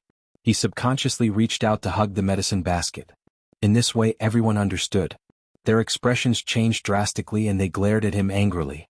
They were so angry that their bodies were trembling. You shameless thing, you actually used this medicinal herb to deceive us. No wonder my grandson hasn't recovered after coughing for 2 days. You heartless thing, you want to kill us. This is treatment, you quack. If anyone's illness is seriously delayed by you, you'll be the murderer. Bring him to the officials, village chief. This kind of black-hearted thing must be sent to the officials. Yes, he must have tricked other villages too. I don't know how many people around here have been persecuted by him. Maybe the herbs he sells have already killed people. The more Dr. Liu listened, the paler his face became, and his hands and feet slowly turned cold. He still wanted to defend himself, but facing the indignant villagers, he could not find any excuse. Soon, a villager went forward to pull him and snatched the medicine basket from his arms. It's evidence that he's harming people. Come, let's go see the officials. Dr. Liu staggered a few steps from being pulled by a few people. Even his wrist was bleeding from a woman's nails. Hearing that the villagers insisted on sending him to the officials, the panic in Dr. Liu's heart grew. Gradually, hatred spread, and he looked at Shao Qingyuan with resentment. Shao Qingyuan raised his eyebrows. Dr. Liu suddenly broke free from the villager's grip. Then she quickly rushed towards Shao Qingyuan. It's all your fault. It's all your fault. You had to interfere. Shao Qingyuan didn't care about him at all. Seeing him rush forward, a figure suddenly blocked in front of him and pushed Dr. Liu away. You're the one who plotted against us for money, yet you're blaming others for exposing you. You're simply shameless. A crisp voice sounded in the room, attracting everyone's attention, including Gu Yundong, who was standing behind the windowsill outside. Gu Yundong smiled when she saw this woman bravely standing in front of Shao Qingyuan as if she wanted to protect him, but she was trembling and trying her best to suppress her fear. She turned around and glanced at Zongguang. Who is she? Zongguang felt that Miss Gu seemed to have seen through something and understood everything. His forehead could not help but break out in cold sweat. He laughed dryly and hurriedly said, She's my daughter. Her name is Qin. After that, she explained, this morning I was a little worried that Master hadn't returned to the manor, so I asked Qiner to come over and see what had happened. As soon as he finished speaking, Zongguang wanted to slap himself. It would have been better if he hadn't explained, but once he did, he felt like he was hiding something. Gu Yundong replied with a meaningful, oh, and continued to look into the house. Shao Qingyuan didn't seem to be satisfied with this woman who suddenly stood in front of him. He frowned slightly and looked at Aju. The latter touched his nose and said softly, young master, this? Miss Shui was standing in front of me? He also wanted to stand in front of young master. Wasn't it because his geographical location didn't allow it? He let Qin beat him to it. Qin's back was facing them, so she naturally didn't see their exchange of glances. She only glared at Dr. Liu, who had been pushed to the ground by her, and said, our young master is trying to seek justice from the bottom of his heart. He didn't let you harm so many people, but you still bite back and say that my young master is nosy? Are we going to let a poisonous snake like you go around harming people? If you find any errors, ads pop up, ads redirect, broken links, non-standard content, etc., please let us know reports so we can fix it as soon as possible.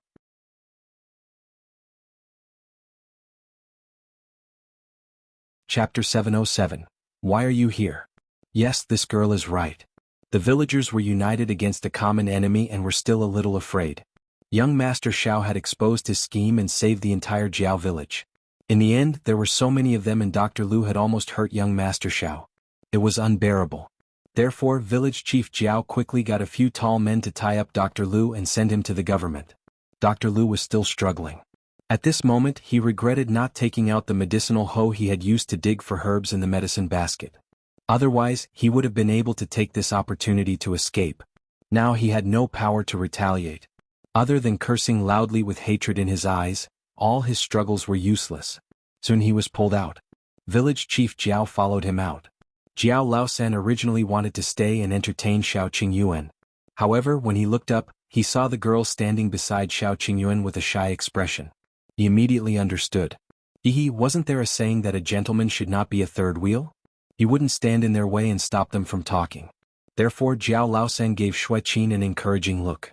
Although the latter did not see it, he still went out with a smile. Before leaving he even glanced at Zhu, but Zhu did not react at all. Jiao Laosen sighed. This man was really tactless. If he ruined his master's plans he would probably not be able to climb up in the future.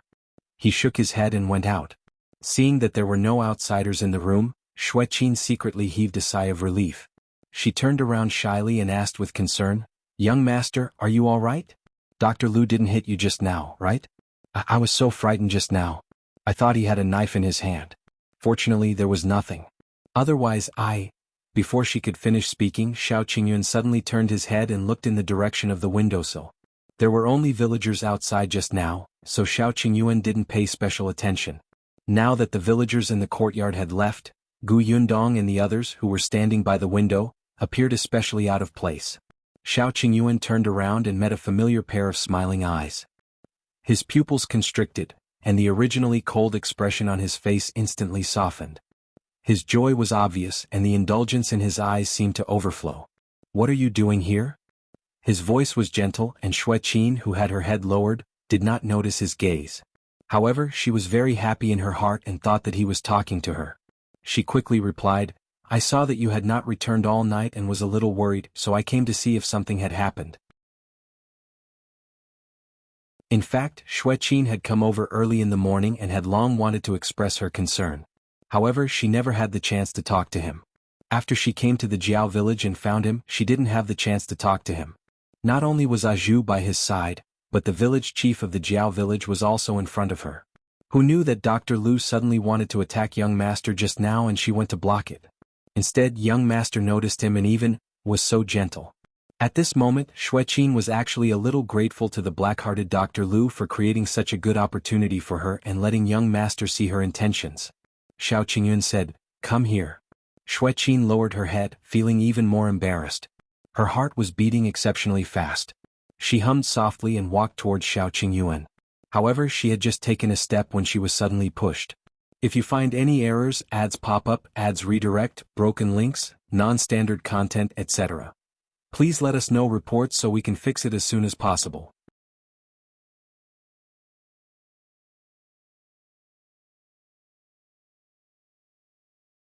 Yes, so are there any rewards? Yundong tilted her head, thought for a moment, and suddenly grabbed her waist. Shao Qingyuan thought that she would hug him, but in the next moment, the woman in front of him suddenly tiptoed and kissed his face. Shao Qingyuan? He widened his eyes and looked at the woman who had already retreated. She was still smiling as if everything just now was just his imagination. "You don't like it?" Yundong could not help but ask when she saw that he did not react for a long time. Shao Qingyuan suddenly came back to his senses. "I like it very much. Let's do it again?" "Damn you. You're pushing your luck. If you find any errors, ads pop up, ads redirect, broken links, non-standard content, etc. Please let us know reports so we can fix it as soon as possible."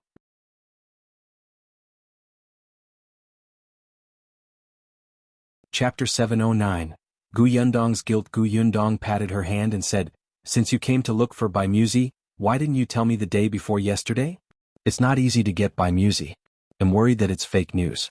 We have to confirm it first. Otherwise, won't all of you be happy for nothing?" Reality proved that it was indeed fake. Even though he didn't have much hope from the beginning, Shao Qingyuan was still disappointed. Yundong asked him, "Other than this time, how many other times have you heard news about Bai Musi?" "2 times, I guess. Unfortunately, neither of them are real." Yundong fell silent for a moment. She did not speak. Shao Qingyuan could not help but pat her back. "What's wrong? There's no need to be disheartened. We'll find it eventually. It's not like there's only one Bai Musi in the world. We'll find it if we search longer." Yundong sighed and smiled bitterly. "Bai Musi is clearly what my mother needs. I'm not as focused on that as you."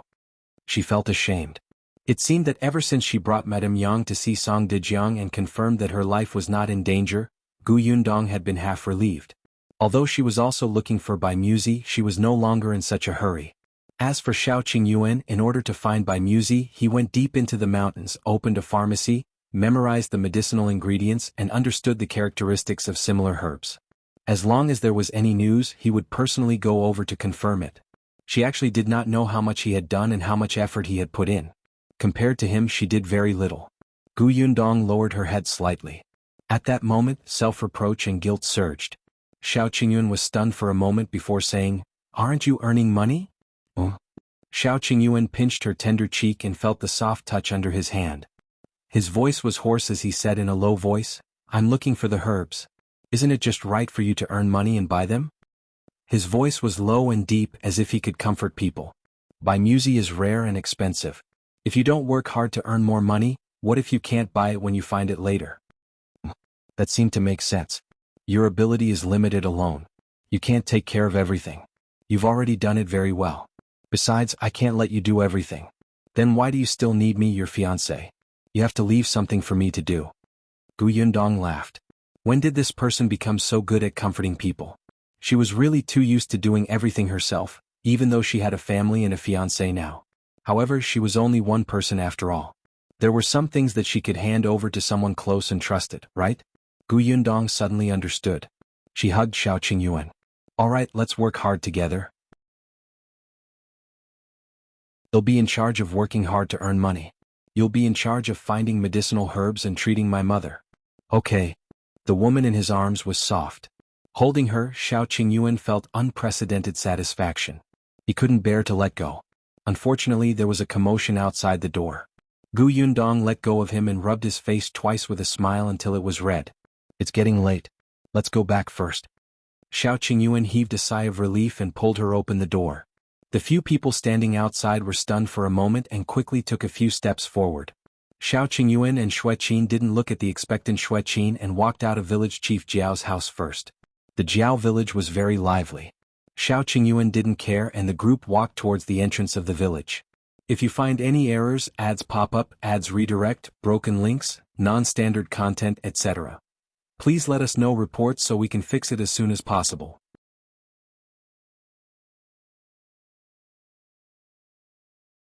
Chapter 710. Forgot your identity. Shao Qingyuan helped Yundong into her carriage while Tong Shuitao rode. As for his original carriage, he handed it to Zhu. As soon as Zhu sat in the shaft of the carriage, he said to Xue Qin, who also wanted to come up, "Walk back yourself." After saying that, he shook the reins and the horse chased after the carriage in front.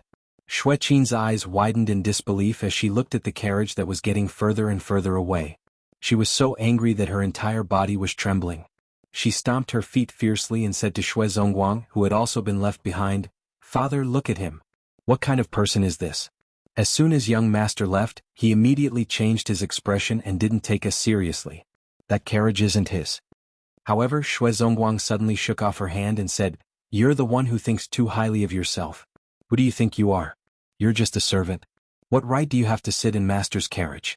Little brother Zhu has been by master's side for so long, but you've only seen master twice. You didn't even leave a good impression on master. Zhu is already being polite to you." Xue Qin's eyes widened in disbelief as she looked at her father who had scolded her. "Father, what are you talking about? Yes, we're servants. Others look down on us, but we can't look down on ourselves. What's wrong with servants? Are servants not humans? Besides, who said that I didn't leave a good impression on master? I helped master block the danger just now. Master must be touched." It was as if Zongguang was meeting his daughter for the first time. As expected, they had stayed in the manor for so long that they had forgotten their identity and really thought of themselves as the master of the manor. He raised his hand and slapped her hard across the face. Xue Qin only felt a burning pain on her face, and her expression was filled with shock. "Father, you hit me?" "Yes, I'm waking you up. You're trying to get close to master even though you know he has a fiancé. That's shameless." Zongguang sneered. "Master is touched? I didn't see that at all. Do you think that it was something to protect your master? Let me tell you, it was completely unnecessary. If you hadn't been in his front, he would have kicked Dr. Liu away. I saw everything outside of the window. Master was not touched, only annoyed." "No way." Zongguang felt extremely tired and blamed himself for not teaching his daughter well. Just as he was about to say something, he heard a soft click. Zongguang was stunned and looked up. He saw Jiao Laosan walking out from the corner with an awkward smile on his face. It seemed like he had been standing there for a while and had probably heard a lot of things. No matter how much Zongguang wanted to educate his daughter, he could not do it in front of outsiders. He smiled at Jiao Laosan and dragged Xueqin away. Jiao Laosan rubbed his nose and watched as the father and daughter walked further and further away. Then he punched the wall in frustration. It turned out that he was the one who was really insensitive. He had almost done something bad out of good intentions. Zongguang brought Xueqin to the manor in a hurry. The Jiao village was not far from the manor, but it still took them a lot of time on their two legs. When the two of them arrived outside the manor, Zongguang saw Madame Wan standing at the entrance with a worried and resentful expression. Zongguang had a bad feeling. He quickly took a few steps forward and asked, "Why are you standing here? If you find any errors, ads pop up, ads redirect, broken links, non-standard content, etc. Please let us know reports so we can fix it as soon as possible."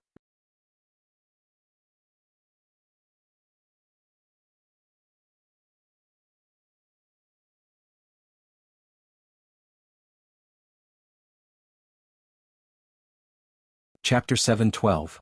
Almost dead. The tenant said, "These two animals took a fancy to the medicinal herbs in our herb orchard and wanted to secretly come and pick them.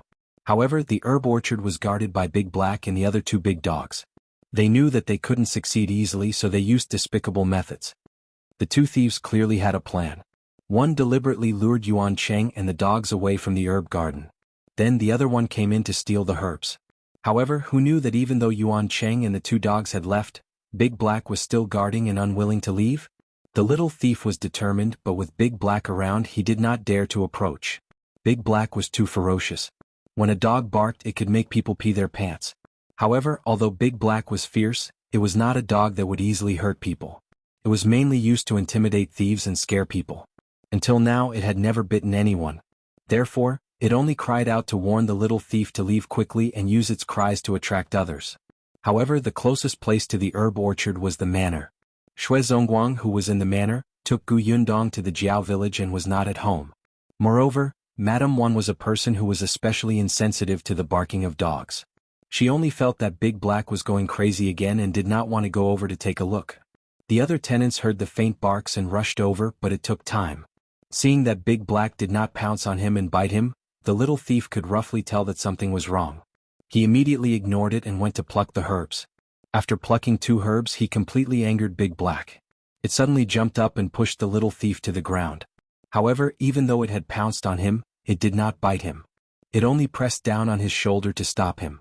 However, Big Black did not know that the little thief below had come prepared. He immediately drew his knife and stabbed at Big Black. Big Black had been cut 3 times. One in the abdomen, one in the face, and one in the leg. The injury on its leg was the most serious. The cut on its face ran from its forehead to its mouth. The scratch was a little deep. If it was slightly off, it would blind its eyes. Yundong looked at the wound and the anger in her heart rose bit by bit. She could not stop it. Big Black was very sensitive. It seemed to have sensed her emotions. It raised its head slightly and whimpered. As it moved, blood gushed out of its wound. Yundong quickly restrained her expression and gently touched it. "Don't move. It's good medicine." She knew nothing about how to treat its injuries and could only touch it gently. The medicine on the wound was given by Shao Qingyuan, and it was very effective. Although Shao Qingyuan had some medical knowledge, Big Black was not a human after all. Other than treating its wound and spreading medicinal powder, he did not know where to start. Yuan Cheng had taken care of Big Black since he was young. He had some experience, but he could also feel that Big Black was feeling very uncomfortable. He wiped his tears and cried especially hard. Fortunately, at this moment, a tenant ran over. "I brought the vet from the neighboring village over. Quick, let him take a look at Big Black." Yuan Cheng quickly moved aside. Yundong also stood up and retreated. The vet immediately squatted down to check on Big Black's injuries. Yundong clearly felt Big Black twitch. She turned her head slightly to avoid looking at it, but her gaze fell on the two thieves. The next moment, the anger on her face surfaced again. Not only did these two thieves want to kill Big Black, but they also didn't intend to let the other two dogs go. The food used to lure Big Yellow and the others away was smeared with poison, and they would die on the spot if they took a bite. If you find any errors, ads pop up, ads redirect, broken links, non-standard content, etc. Please let us know reports so we can fix it as soon as possible.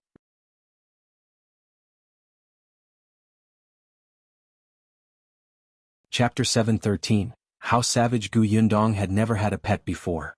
She was even afraid of such large dogs when she was young in her previous life. However, when she saw that big black, who had done its best to protect its master in the orchard and had no intention of hurting anyone, was almost killed by this beast, she was furious. Especially since the two of them did not have any regrets, her anger was maxed out. After squeezing through the crowd, Gu Yundong walked to the two thieves and said to Tong Xuetao and Zhu, "Drag these two things over there."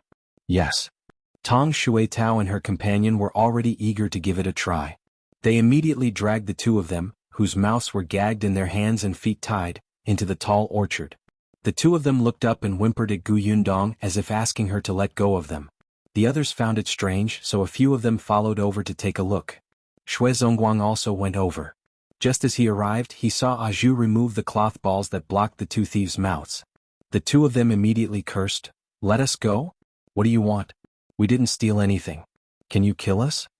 Tong Xuetao went over and slapped each of them fiercely. "You didn't steal anything, but you almost killed our dogs. So be it. They're not human. What are you doing? Do you still want to avenge them?"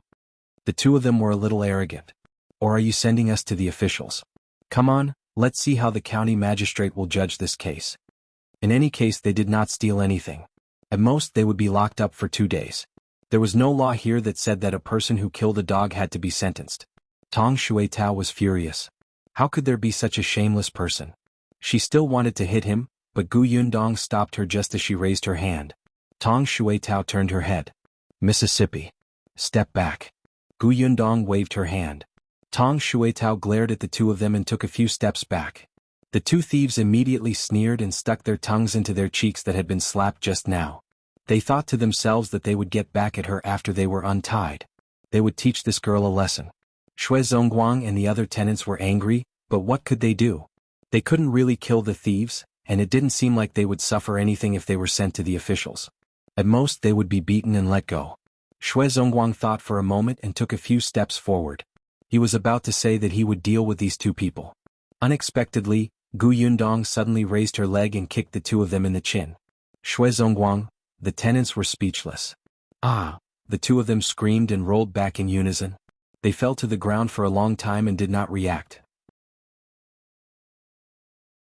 After a while, they slowly opened their mouths and spat out a mouthful of blood and teeth.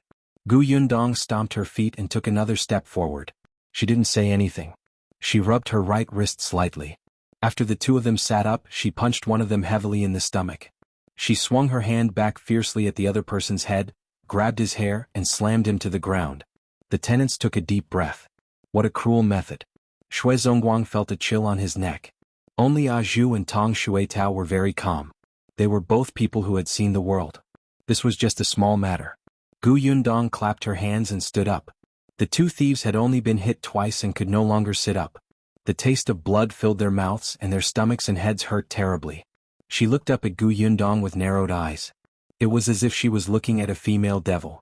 It made people feel as if their lives were in danger at any moment. Gu Yundong looked down at them and asked, "Who's the mole? If you find any errors, ads pop up, ads redirect, broken links, non-standard content, etc. Please let us know reports so we can fix it as soon as possible."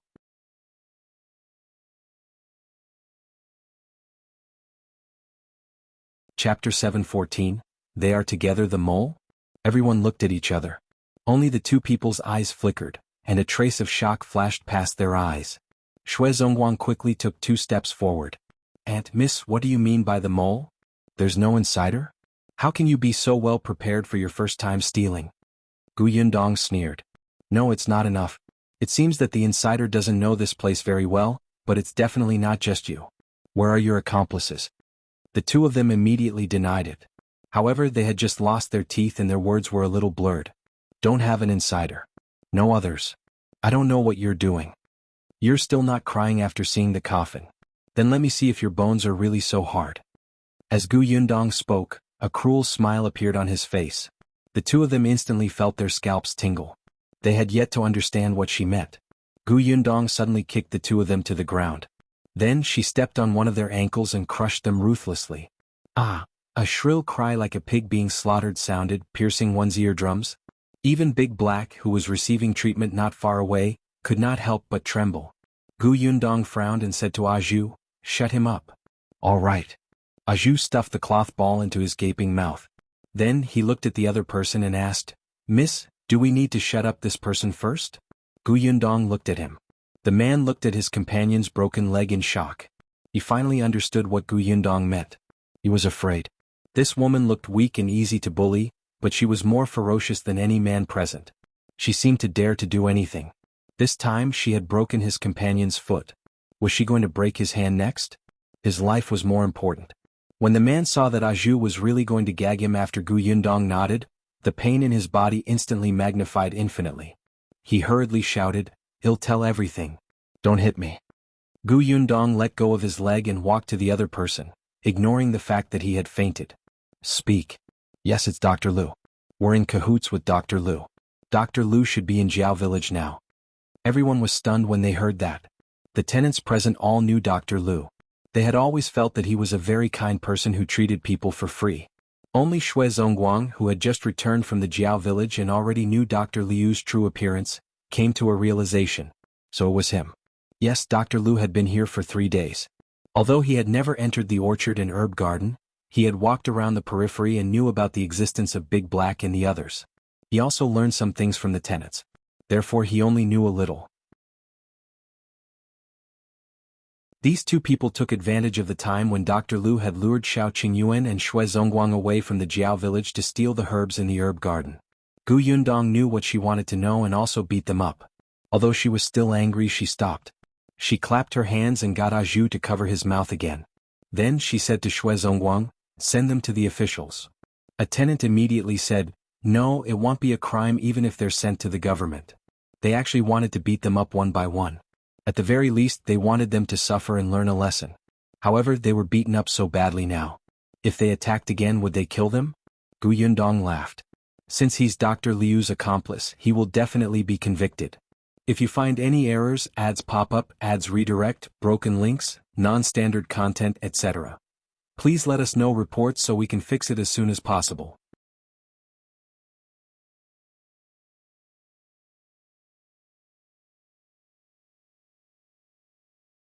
As expected, he was not a good person. The stuff in that paper bag must be poison. Was he trying to poison Miss to make way for his daughter? No, that wasn't right. He would have to go to jail even if he poisoned his master. He must have wanted to paralyze her. Tong Shuitao pursed her lips tightly. Seeing that Zongguang was about to come out, she quickly turned around and hid. She would personally expose his scheme in front of young Miss and young master later. Tong Shuitao snorted and carefully followed behind Zongguang. Then Zongguang walked out of the kitchen but did not go to the central room. Instead he went in another direction. Finally he stopped at the door of a room and knocked on the door with a cup of tea. Footsteps quickly came from inside, followed by Madame Wan's face. "Her father, why are you here?" Madame Wan asked softly. "Is everything all right in the herb garden?" Zongguang shook his head. "Everything is fine now." Then he looked at Qin, who was still angry, sitting on the edge of the bed and sighed slightly. "If you find any errors, ads pop up, ads redirect, broken links, non-standard content, etc., please let us know reports so we can fix it as soon as possible."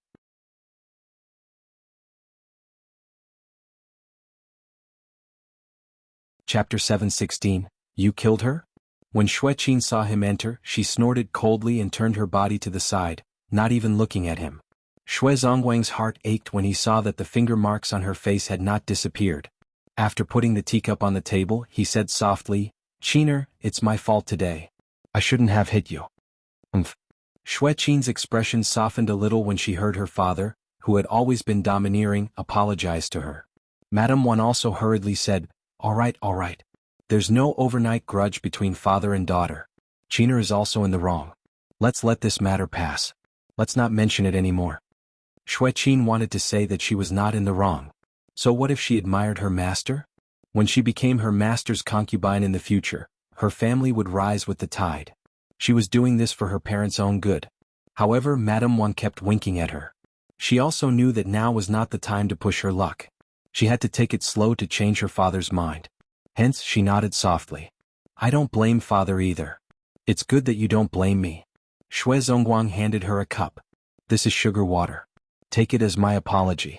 Drink it and show that you forgive me, okay?" "Okay." Qin thought that her father still doted on her after all. Otherwise, why would he make such precious sugar water for her to drink? Hence, she became more confident in persuading him and marrying her master in the future.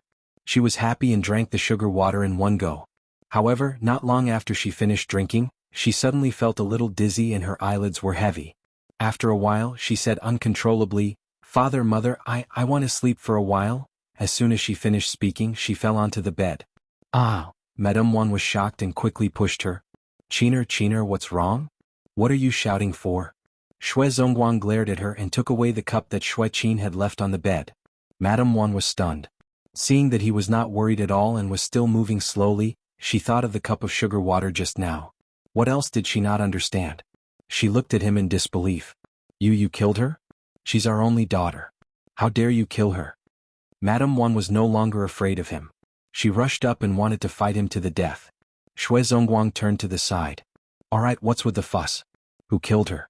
She just drank some calming tea and fell asleep. Look carefully." Madame Wan was stunned and quickly reached out to check under Shui Qin's nose. As expected, her daughter was still breathing, and she immediately heaved a sigh of relief. Then, she looked at her husband resentfully. "What are you doing? Why did you give her some calming tea for no reason? What else? Should we wait for her to go to young master's place in the middle of the night and do something shameless?" Madame Wan was shocked, and her expression instantly became unnatural. Her husband indeed knew their daughter very well. Just before Shui Zongguang came, Shui Qin was indeed trying her best to persuade her to help her fulfill her wish. After all, this was a rare opportunity. If young master left tomorrow, he might never come again. Madame Wan was not an opinionated person and was almost convinced. Unexpectedly, Shui Zongguang decided to take drastic measures and let her sleep until tomorrow morning. Shui Zongguang snorted. "Why are you still standing here? Go to the kitchen and make dinner." Madame Wan left dejectedly. Only then did Shui Zongguang look at Shui Qin, who was lying unconscious on the bed. He sighed slightly, covered her with the blanket and left the room, locking the door behind him. If you find any errors, ads pop up, ads redirect, broken links, non-standard content, etc., please let us know reports so we can fix it as soon as possible.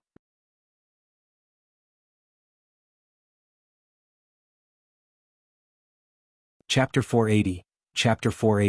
Hooking his neck with one hand, Sylvan Chaney and Jasmine Yale walked a long while on Maple Mountain. Jasmine was lost in the enchanting scenery and didn't feel tired at all. It was truly beautiful. "Do you want to see more? If you do, I can have lunch brought over," Sylvan asked for her thoughts. Jasmine shook her head. "Let's go back. I want to return to my rental." She hadn't been back to that little cottage in a long time. It was unclear when Payen would be able to return. The place was lonely and deserted. "Don't go back there. I bought you an apartment in the city center. It's convenient to go anywhere," Sylvan proposed. "I don't want it." She shook her head again. She truly did not want anything from Sylvan Chaney. She did not want his compensations. If she wanted an apartment, she could save up for it herself. Though it would take many years, it gave her a sense of security. "You reject everything I offer. Are you trying to cut all ties with me?" "Except what I give you." Sylvan's face darkened with displeasure. "I can buy my own house. I used to earn quite a lot in Singapore." "I'll save up slowly and eventually buy a house," Jasmine replied, her eyes wide. "Buy it yourself?" "Fine, buy it yourself," Sylvan retorted angrily, his face soured. He knew this girl was stubborn. But he hadn't expected her to reject everything he offered. It wasn't just the house but the bracelet he had gifted her before as well. In those 12 years she rarely ever asked him for anything. Even buying a box of candy needed much consideration. He had said that he would give her anything she wanted. But she never asked him for anything. The feeling was far from pleasant. What use was it for him to earn all that money? Jasmine Yale was unclear about why he was angry and casually said, "I find girls like Nolan quite good. She's from a well-off family, she is beautiful and still works hard." "That's because Zayden Santos would leave her one day," replied Sylvan sharply. Jasmine was taken aback. "What? Then why did they decide to get married in the first place?" "Mr. Chaney, your friend is quite despicable," Jasmine complained, infuriated. "Birds of a feather flock together? Yuan and Nolan are close?" "No. If not, what doesn't have to do with you?" Sylvan was visibly infuriated. She would rather show concern for someone she just met than engage in conversation with him. Jasmine was speechless and stopped pressing further. She too was somewhat angered. Why was Sylvan Chaney yelling at her when she hadn't said anything wrong? She knew he had a bad temper. Frustrated, she walked down the mountain. Not caring that it was still snowing, she went directly into the snow. The icy snowflakes landed on her face, but she didn't find it cold. Just a little tired. Spoiled, muttered Sylvan as he opened his umbrella and advanced towards her with large strides.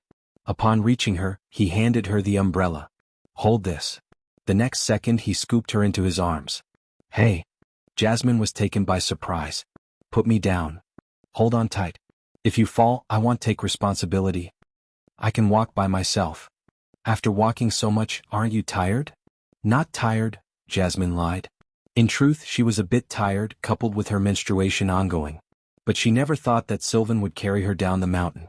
Even during those 12 years, he had never once carried her. For a moment, Jasmine was dazed. Even if you're not tired, I won't let you walk anymore, Sylvan spoke indifferently. With one hand around his neck and the other holding the umbrella, Jasmine was halfway in his arms. Shielded from the snowflakes by the large umbrella, it was calm and undisturbed. When she was close to him, she could clearly smell his scent, discreet and deep.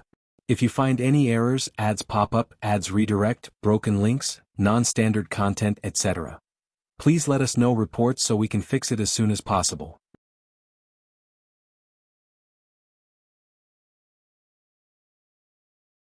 Chapter 7:18. Abandoned, young master, this is for you. Zhu wiped its mouth and handed it to Shao Qingyuan. Then it looked at him expectantly. Shao Qingyuan didn't think much of it at first. After accepting it and taking a closer look, he exclaimed, "Where did you get it?" "I found it in Dr. Liu's medicine basket." Zhu chuckled. The medicine basket was sent to the government office as physical evidence. As expected, the county magistrate found a doctor to examine it. However, the doctor only flipped through the top 2 layers of herbs and confirmed that they were useless weeds. There might be some herbs mixed in, but they were not worth much. Then, the county magistrate convicted Dr. Liu and asked them to sign on the documents. The matter was resolved. As for the medicine basket, it was filled with useless grass that would rot in a day or two, so the county office servants planned to pour it as garbage. Zhu saw that there was actually a herb under the herb basket. He had been by Shao Qingyuan's side for so long and more or less knew some of herbs. He immediately brought the herb back. "I'm not sure either. It just looks like it. Young master, is this the Hongming you mentioned?" Shao Qingyuan nodded. "Yes, I didn't expect him to dig up a treasure." Hongming. Yundong felt that this herb sounded familiar. Shao Qingyuan said, "These are the medicinal herbs recorded in the medical book Dr. Song gave me. They are mainly used for clearing the eyes." "In that case, it was also a very precious medicinal herb?" Shao Qingyuan put it away and praised, "Not bad, you deserve praise." Zhu's eyes lit up and she quickly buried his head in his food. That night, the few of them rested in the manor before preparing to leave the next day. Yundong frowned slightly when she saw Big Black lying on the ground. After a night of recuperation, Big Black looked much better. It had a strong recovery ability and used good medicine. It had already tried to stand up. However, just as the vet had said, Big Black's leg was too injured to land on the ground. It would probably limp in the future. "I want to go to the Yuan family and tell Yuan Qing about Big Black." "Alright, I'll go with you." Yundong asked Tong Shuitao and the others to prepare the carriage and wait at the door while she and Shao Qingyuan walked towards the Yuan residence. The Yuan family was not far from the manor. It did not take long for the two of them to approach the entrance of the Yuan family. However, before the two of them could knock on the door, they heard Yuan Cheng's familiar voice from inside. "I don't agree. I want to keep Big Black. Even if it can only retire at home in the future, I won't abandon it." Yundong was surprised and could not help but look at Shao Qingyuan. Immediately after, another sigh came from the courtyard.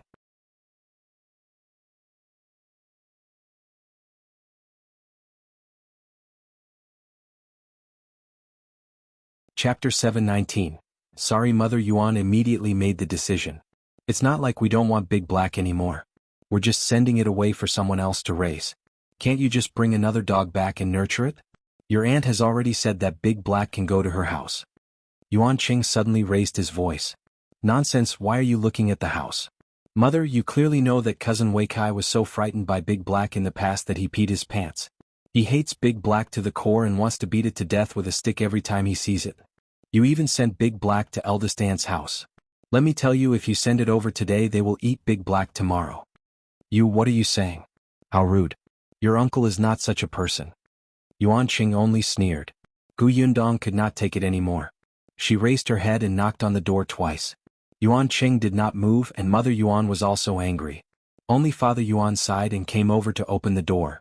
Seeing the two people standing outside the door, he was immediately stunned. He hurriedly retreated half of his body and said, "Boss, why are you here? Quick, come in." Yuan Qing and Mother Yuan suddenly came back to their senses and hurriedly welcomed them. They took stools and made tea. But Gu Yundong stopped them. "There's no need. We're here to ask your family for your opinion." The three members of the Yuan family were stunned for a moment. "Miss, please speak." "It's like this. Big Black was injured yesterday to protect the herb garden. Now that its legs are inconvenient, I'm afraid it can't continue to stay in the herb orchard in the future." When Yuan Qing heard this, he immediately felt a little desperate. Even Lady Gu had said so. Was she planning to give up on Big Black? Unexpectedly, Gu Yundong's next sentence made his eyes light up. "No matter what, Big Black is a hero. We're really touched by its actions. Now that it's crippled, we can't ignore it. So, we want to take it away. What do you think?" Yuan Qing was stunned and asked anxiously, "Take it away? Where to?" "Of course I'm bringing it home." Gu Yundong did not have this plan at first because Big Black had grown up here. It had a good relationship with Big Yellow and the others, and it had a deep relationship with Yuan Qing. It would not be appropriate to bring it away. However, after hearing the Yuan family's words just now, she thought that nothing good would happen if Big Black continued to stay. Gu Yundong liked Big Black very much. She felt that perhaps it would be good to bring it back to Yongfu village. Yuan Qing could not bear to leave. He had always slept with Big Black in the past. He was the saddest when something happened to Big Black. However, he was worried that he couldn't protect Big Black. His parents didn't want to keep it anymore and Big Black was injured. What if his cousin hit it with a stick again? He was afraid that when he came home one day Big Black would be sent away or beaten to death. Then he would definitely regret it. Hence, when he heard Gu Yundong's request and recalled the scene of her interacting with Big Black yesterday, she gritted her teeth and nodded. Okay. Father and Mother Yuan naturally wouldn't say anything. Although eldest aunt really wanted to take Big Black away, the person who wanted the dog now was the boss. Their family was working for the boss so they couldn't refuse at all. Since they had agreed, Gu Yundong did not stay any longer and left the Yuan residence with Shao Qingyuan. Yuan Qing followed them out. When they arrived at the manor, he ran to see Big Black first. When Big Black was carried onto the carriage by Tong Shuitao, he cried even harder. "I'm sorry I'm useless. I can't even protect you. You'll definitely lead a better life with the boss in the future. You have to be obedient. The boss will take good care of you. If you find any errors, ads pop up, ads redirect, broken links, non-standard content, etc. Please let us know reports so we can fix it as soon as possible."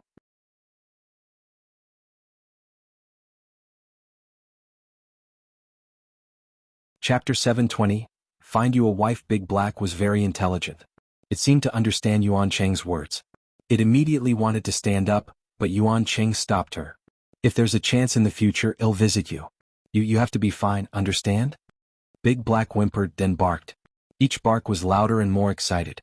Its eyes were filled with anxiety, sadness, and uneasiness. Yuan Qing immediately cried in grief. "Don't be like this. I've let you down." Tong Shuitao was also extremely sad as she watched from the side. She wiped her tears. For a moment, Gu Yundong felt that she was the evil person who had separated them. Her heart was in a mess. After a while, she went forward and patted Big Black's head. "Don't worry. They'll bring you over when you've recovered to meet your friends. Can do it." Big Black liked her very much. It was very sensitive to the kindness of the human in front of it. Hence, he whimpered twice and stopped. Yuan Qing said a lot more to it and hugged it reluctantly for a while. By the time the group set off, it was already past dawn. Gu Yundong and Shao Qingyuan were in a carriage. Big Black was also lying in the carriage, but it looked a little listless. Gu Yundong spoke to it. "All right, don't be unhappy. When we reach Yongfu village, I'll find you a wife. How about that?" Shao Qingyuan, no one knew if Big Black understood her or not, but it raised its eyes slightly to look at her. Gu Yundong chuckled, her expression somewhat wretched. As they set off late, they took a detour back from the farmstead. In addition, Big Black was injured, so the carriage slowed down a lot. Therefore, when they arrived at Fengkai County, it was already the morning of the second day. Gu Yundong wanted to go back as soon as possible, so she did not delay in the county. However, when she passed by the entrance of Gus, she still stopped and lifted the curtain to look into the shop. Zhuangzi was not around. It was unknown if he had gone to the backyard or elsewhere. Only Qin Kai was busy in the shop. He was quite diligent. Even if there were no customers and the shopkeeper was not around, he did not stop to rest for a while. He took a cloth to wash and wipe things seriously. Jiang Bao, the shop assistant in the pharmacy next door, was also very diligent. He was pounding the medicine with a pestle, shaking his head happily. It was probably because he had just gotten engaged to Zhuangzi's sister, Lan Huar, not long ago. The two shops looked fine. Gu Yundong was relieved and asked Tong Shuitao to drive the carriage back. After entering Yongfu village, Gu Yundong suddenly felt like she was eager to return home. Beside him, Big Black perked up a little. Its ears twitched as if it was listening to the sounds outside. Gu Yundong smiled and said, "This is where you will live in the future. When your legs are better in the future, you can go to the mountains to take a look. Behind our house is the foot of the mountain. It's very convenient." Big Black turned its head and glanced at her. After entering the village, the carriage slowed down. Gu Yundong lifted the curtain and looked out. She saw a mother and son walking in front of her. Hearing the sound of the carriage, the two of them quickly stood to the side. Just as the carriage passed by them, Gu Yundong suddenly heard one of them say something. "I've already told you that it's too late to come to the Gu family workshop today." Gu family workshop? Gu Yundong was not the only one. Tong Shuitao, who was driving the carriage, also slowed down and listened. If you find any errors, ads pop up, ads redirect, broken links, non-standard content, etc., please let us know reports so we can fix it as soon as possible.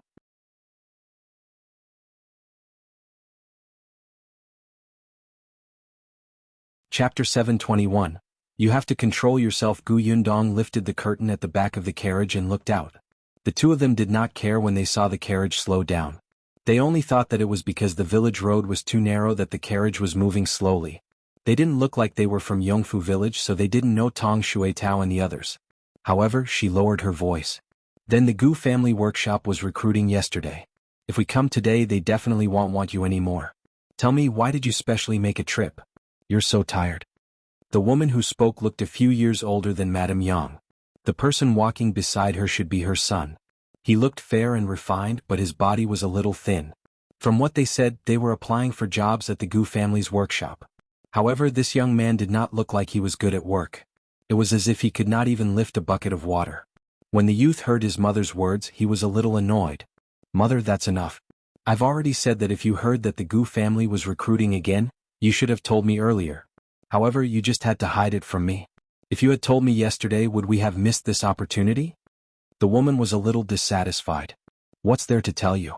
Why don't you take a look at your own status? You're an elementary scholar and you're knowledgeable. In the future, you'll take the high scholar examination and become an official. You're not studying at home for no reason, but you have to come to a small workshop in the village to find work. Have you become stupid from studying?" Gu Yundong was surprised. He was actually a scholar? And an elementary scholar? It was not that Gu Yundong looked down on her own workshop, but based on the current situation, her small workshop should not be able to attract a scholar to work, right? Gu Yundong was a little confused and could not help but take a few more glances at the young man. However, before she could take a closer look, a pair of hands suddenly appeared in front of her and blocked her vision. Gu Yundong was stunned for a moment before she heard Shao Qingyuan's deep voice. "Is he very good looking?" Ah. The voice was very close and it sounded like he was gritting his teeth. Gu Yundong could clearly hear the jealousy in his tone. For some reason she was in a good mood. She pulled his hand down, her eyes crinkling with laughter. "Not as good looking as you." Shao Qingyuan's body suddenly froze. A wave of frustration surged up, making his throat go dry. He suddenly reached back with one hand to cover the big black eyes that were curiously turning in his direction. His other hand wrapped around Gu Yundong's waist and pulled her tightly into his arms. Gu Yundong was surprised.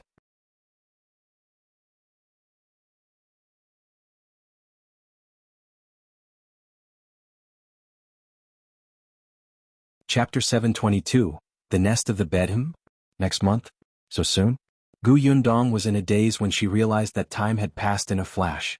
She had been in Yongfu village for almost a year. "Miss, we're home."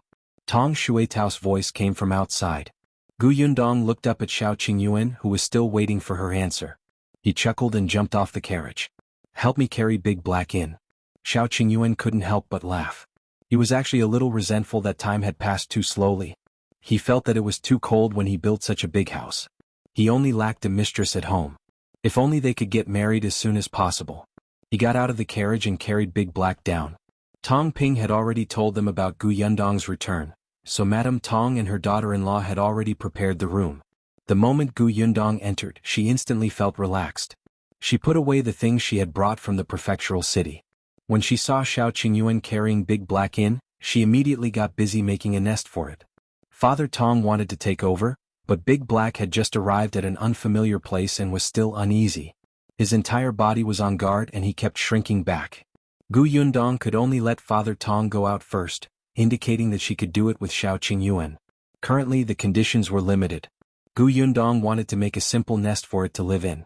Later she would find a carpenter to build a wooden house for Big Black. No matter what, it would be a member of the family in the future. They had to take good care of it. Shao Qingyuan looked at Big Black enviously. He also wanted a nest, the kind of nest that was already a bed. He turned around and went out to get the big basket. There seemed to be one in the backyard. He should be able to use it for Big Black to sleep for the time being. He had just walked out of the door when he saw Tongan rushing over. When he heard that Gu Yundong was back, he hurried over to report his work. However, before she could step through the door, she heard a voice from outside. Is this the Gu family? We're here to look for work. Shao Qingyuan immediately guessed that it was the mother and son from before. He immediately said to Tongan, go and take a look. If they're not suitable, just send them away. Tongan was stunned. He subconsciously turned around and left. However, after taking a few steps, he felt that something was amiss. Why did it sound like young Master Shao really hoped that the person who came was not suitable? However, Tongan also felt that it was inappropriate. He had already released the news about the recruitment the day before yesterday. It had already ended yesterday. The other party had only arrived today, making people feel that they did not take him seriously.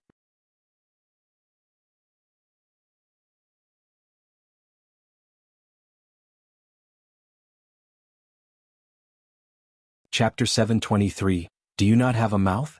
Why don't you want my son? My son is an elementary scholar. He's knowledgeable and capable. If you want those bumpkins, why can't you want my son? The woman's voice was a little loud. Tongan did not expect her to suddenly become so agitated.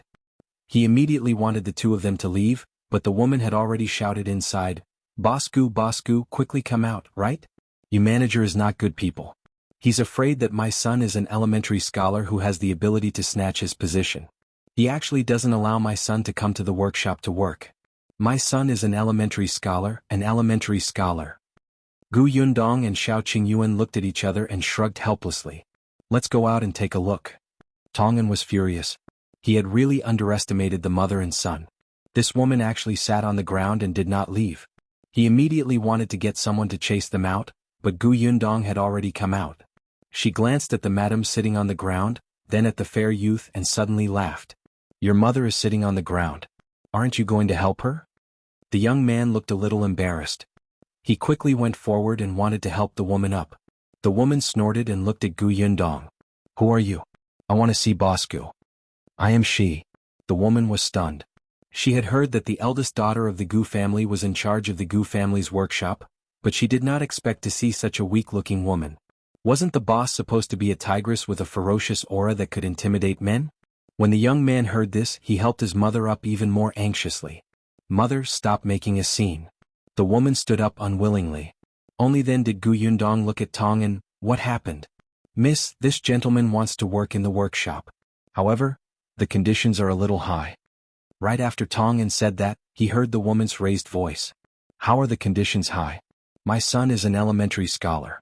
If he works here as an accountant, his monthly salary will only be 5 taels a month. How is that high? Bosku, don't listen to his nonsense. I think he treats my son as a threat to his position, so he rejects my son with an excuse. Gu Yundong waved her hand as if she did not want to hear what the woman had to say. She looked at the young man and asked, Your mother said that you're an elementary scholar, right? That's right.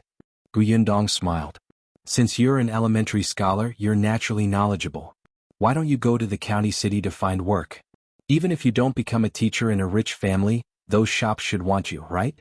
Why do you have to come to a small workshop like mine that has only been open for less than a year to be an accountant?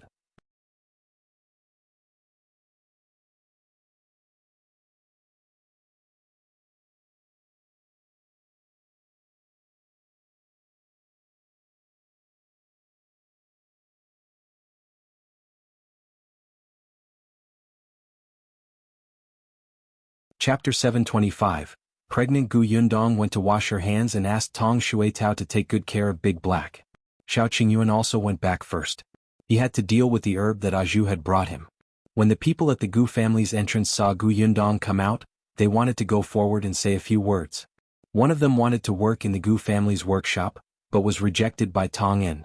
However, those who did not dare to retort loudly in front of Tong En did not dare to speak when they saw Gu Yundong. Hence, they could only watch as the two of them walked further and further away.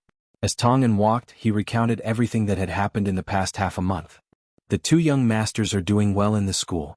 A few days ago, young master got the top 3 in the test at the beginning of the month. Young master was extremely happy. He even said that if he gets first place the next time, he will be rewarded by the teacher.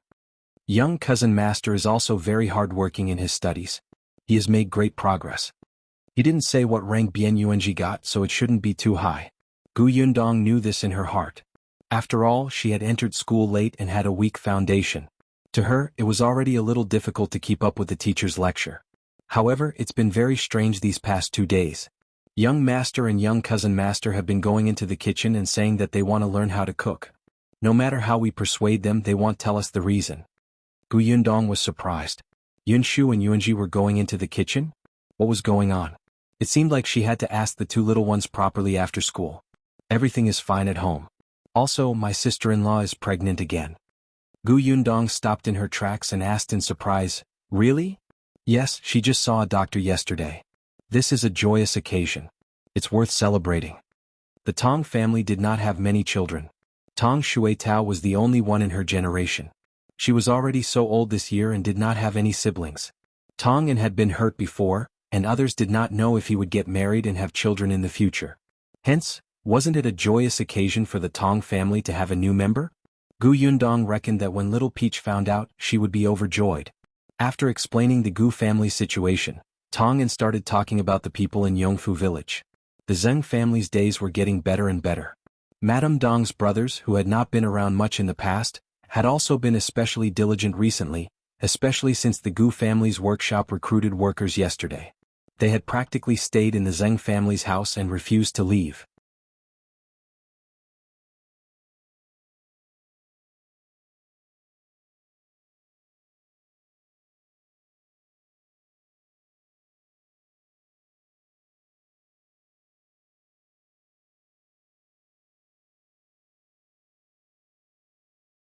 Chapter 727. Giving red packets. Increasing pay. Gu Yundong looked around and realized that although everyone was in good spirits, their bodies were indeed quite tired. She knew that everyone had been working hard recently. In order to keeping the supply in the shop, no one had rested. Gu Yundong was very touched by how much everyone had sacrificed for the workshop. Especially when she saw the inventory in the storeroom at the back, she was even more moved. Hence, after coming out, she said to everyone, "It's been hard on everyone during this period of time. In a few days, when new long-term workers are hired, everyone will be able to relax a little. To thank everyone for your hard work these days, he'll give everyone a red packet tomorrow to celebrate. Everyone, please don't find it small." Ah! The long-term workers in the workshop immediately cheered. Even the fatigue on their bodies was swept away. "Boss, we don't mind if it's not too little. 1 copper coin is fine. Boss, it's not hard on us. We're so happy to be able to work in the workshop." "That's right, boss. The food in this workshop is very good. I don't even want to go home." "Boss, don't worry. We definitely won't let the supply in the shop break. Even if you open another shop, we can still provide it." That's right. The boss business is doing well." Everyone chimed in one after another, making it lively and willing. Gu Yundong felt a surge of warmth in her heart. These people always used the simplest language to express their sincerest feelings. They were really very cute. The smile on Gu Yundong's face widened. "Thank you, everyone. You're all so capable. It would be unreasonable not to increase your salary." Whoosh! The excited voice was even louder than before. Compared to red packets, the increase in salary was naturally more exciting. Someone even shouted, "We can work for another 100 years." Gu Yundong staggered and almost lost her balance. She smiled at the person who spoke and shook her head before leaving. She had indeed gone back to prepare red packets and increase their salary. Actually, there had been an increase in wages before. Now, most of the people in the workshop earned 800 copper coins a month. The junior managers already had 1 tael of silver. The Zeng couple each had 1 tael of silver each. This time the salary was raised to 1 tael for everyone else and 2 taels for the junior managers. It could be considered an increase of 200 copper coins each. There were also red packets. 500 copper coins per person to buy delicious food for everyone. Gu Yundong asked Tong'an to prepare the money. She did not wait until the next day and distributed them that night. Not long after Tong'an left, Shinsidian returned. She did not look too good. When she saw Gu Yundong at home, she was stunned for a moment. Then she quickly smiled. "You're back? I heard that the shops in the prefectural city are very busy and lively, right? How are Aunt Yang and Kiki? Where's Aunt Ko?" Gu Yundong sighed and pulled her to the side to sit down. "You look much more haggard than before I left. What happened? Do you want to tell me?" Shinsidian lowered her head and suddenly smiled bitterly. "Actually, it's nothing much. It's just that you suddenly went to the prefectural city. This house suddenly became much quieter, so I'm not used to it." Gu Yundong did not believe her. "We're friends. Between friends, no matter if we're happy or unhappy, we can talk to each other. Sidian, you can try telling me and I'll give you ideas. If you find any errors, ads pop up, ads redirect, broken links, non-standard content, etc. Please let us know reports so we can fix it as soon as possible."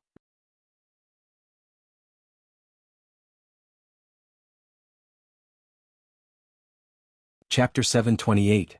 Difficulty. Shinsidian raised her head and looked at her serious expression.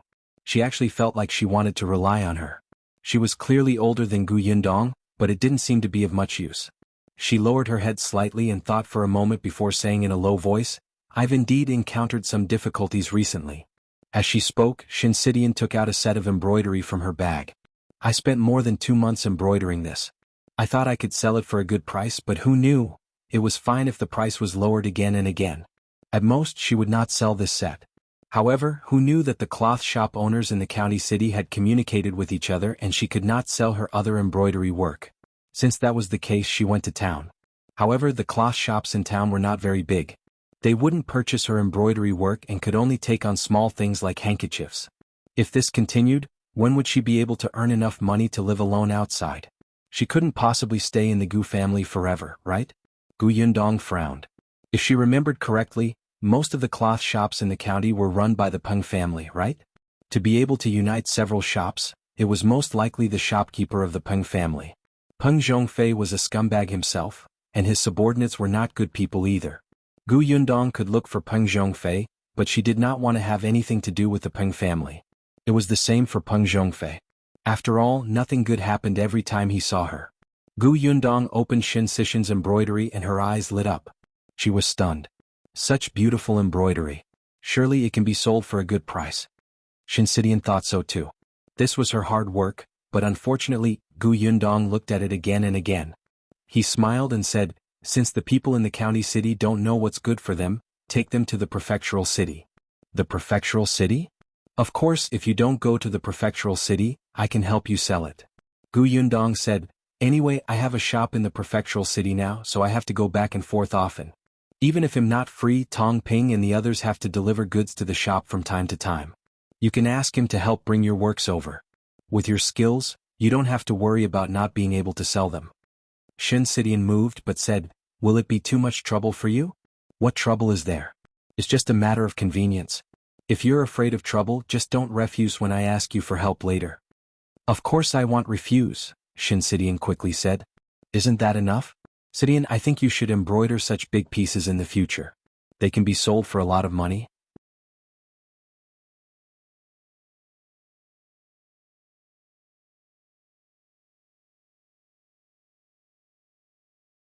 Chapter 729. Supporting elder sister in the future. Tong'an had already sent out the red packets and also mentioned the increase in salary.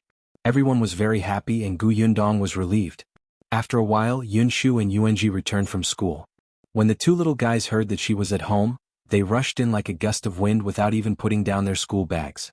Big sister, you're back. Cousin, how are uncle and the others?" The 2 of them ran to her in an instant, then stopped in unison to avoid bumping into her. Gu Yundong squatted down and hugged each of them. "Did you miss big sister?" "Yes." The 2 of them nodded obediently, their eyes sparkling. Gu Yundong wiped their sweat with a handkerchief. Then she stood up and held their sweaty hands as they walked into the house. Big sister bought gifts for you in the prefectural city. Come and take a look. Yunfu immediately jumped up in joy. When he saw Gu Yundong's gift, his eyes lit up. Big sister is really the best big sister in history. She's already so beautiful and kind-hearted.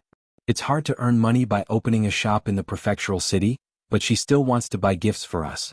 Cousin Yuanji, we must be filial to big sister in the future and support her in her old age. Yuanji nodded. Gu Yundong, support me in my old age? When I'm old you won't be young anymore. Can you put away your filial piety? Why did she feel that after not seeing this little guy for a while, he was becoming more and more eloquent and even knew how to flatter others? What did Qin Wenjing teach him? Gu Yundong's gifts were all trinkets from the prefectural city. She had thought of buying them pen, ink, paper and inkstone, but decided against it. Studying was already so tiring, so they had to relax appropriately. Those toys were quite good for entertainment and relaxation. After the two of them put down their school bags and became less excited, Gu Yundong started chatting with them about the recent situation. The two little fellows seemed to be very interested in how Gu Dajiang entered Tianhai Academy, so Gu Yundong told them the entire process as if she was telling a story. The two of them were especially fascinated as they listened. Yunfu sighed and said, "My father is really too smart. Cousin Yuanji, what if the two of us want to go to Tianhai Academy in the future and the mountain elder makes things difficult for us? Moreover, if he learns from my father's lesson, the difficulty of the questions will definitely be even greater. Maybe they'll ask you who you should save when your big sister, uncle, aunt and Kiki fall into the water." Yunfu nodded heavily. Looks like he'll have to think about this from now on. After some thought he shook his head.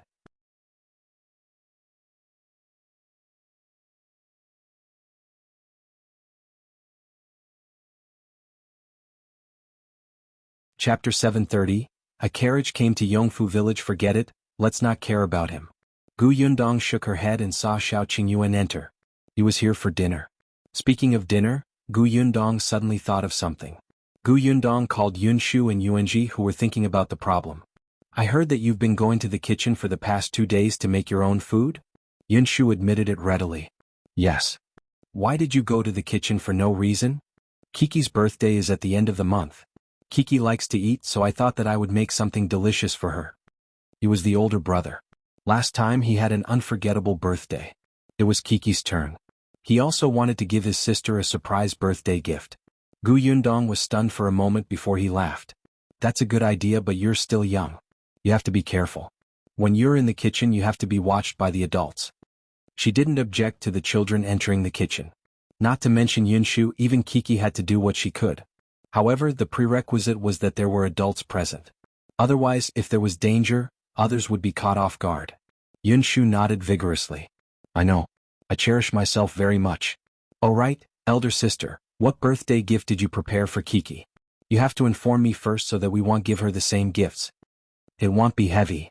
Gu Yundong rubbed his little head and led him to the dining room for dinner. Big sister knows how to make a lot of things. We'll just cook something else.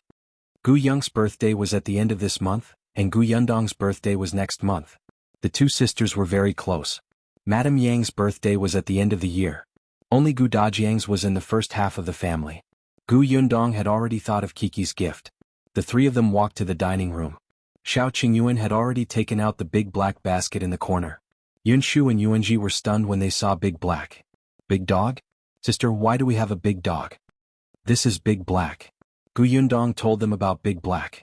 The way they looked at Big Black instantly changed. Big Black is a hero. We will definitely treat Big Black well in the future. Be good and eat first. With Gu Yundong around, the two little guys and Shao Qingyuan had a huge appetite. They only stopped after eating 2 big bowls. The next day was the day that Gu Yundong finally decided on the long-term workers. This time she prepared to recruit 50 people. This way the workshop would have 100 long-term workers. The workshop was also big enough to accommodate 100 people. There were still many applicants, even more than the last time. After all, there was a long time between the recruitments this time.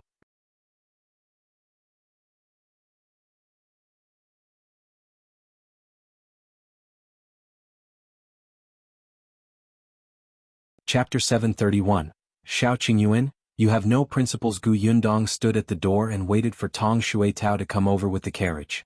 Hence, she immediately saw that person and immediately watched in surprise as he walked into Shao Qingyuan's courtyard. Shen Sidian, who was standing beside her, frowned slightly. Who is this? He even brought 2 guards with him. Don't tell me he's here to cause trouble for young Master Shao? Gu Yundong shook his head. No.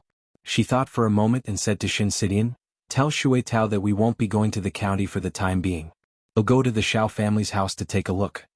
Shen Sidian nodded and Gu Yundong strode towards the Shao family. The 2 guards guarding the Shao family's door immediately stopped her. Gu Yundong rolled his eyes. Your young master is a guest at someone else's house, and you want to stop the master? The 2 guards looked at each other. You're the master? Gu Yundong nodded. Just as she was about to shout, she saw Mao run out. Miss, come in quickly. Gu Yundong glared at the 2 guards and went in. As she walked in, she asked Mao, why is young Master Dai looking for Brother Shao? He said that he's here as a guest. He even planned to hunt in the mountains with young Master. Hunting? Were all the young masters of the prefecture magistrate's family so free? They came all the way from the prefectural city to Yongfu village just to hunt in the mountains with Shao Qingyuan? Did she hear wrongly? As they spoke, the 2 of them stood outside the central room and heard faint voices coming from inside. Perhaps hearing the footsteps outside, there was no sound from inside. Then Shao Qingyuan walked out. Why are you here? Didn't you say you were going to the county? I saw that young Master Dai was here, so I came over out of curiosity. Dai Wenhua naturally knew her. When he heard this, he smiled. Miss Gu, how have you been? My mother has been talking about it every day these past few days, hoping that Miss Gu will return to the prefectural city as soon as possible. I came here today without telling her. Otherwise, my mother might have come to look for Miss Gu. Young Master Dai, you must be joking. I heard that you're looking for Big Brother Shao to enter the deep mountains. That's right, Dai Wenhua replied. Previously, I heard from young Master Lu that Shao Qingyuan often enters the mountains. Not only can he fight tigers, but entering the mountains is like entering the back orchard to him. Therefore, I wanted to ask him to enter the mountains to take a look. Miss Gu wouldn't refuse, right? Gu Yundong touched her chin. Deep into the mountains? David's last sentence was just a joke. Unexpectedly, she suddenly fell silent as if she was really thinking.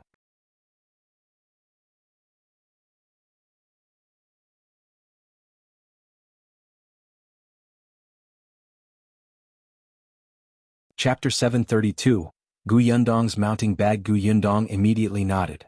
Then I'll go back and prepare. I'll look for you tomorrow. After saying that, she hurriedly ran back to the Gu family. She was really preparing herself. She had entered the mountains before. The last time she encountered a wild boar, she was already at the edge of the mountains. However, this time Dai Wenhua said that they would be gone for at least 5 to 6 days, so they had to walk inside even more. Therefore, she had prepared a lot of things.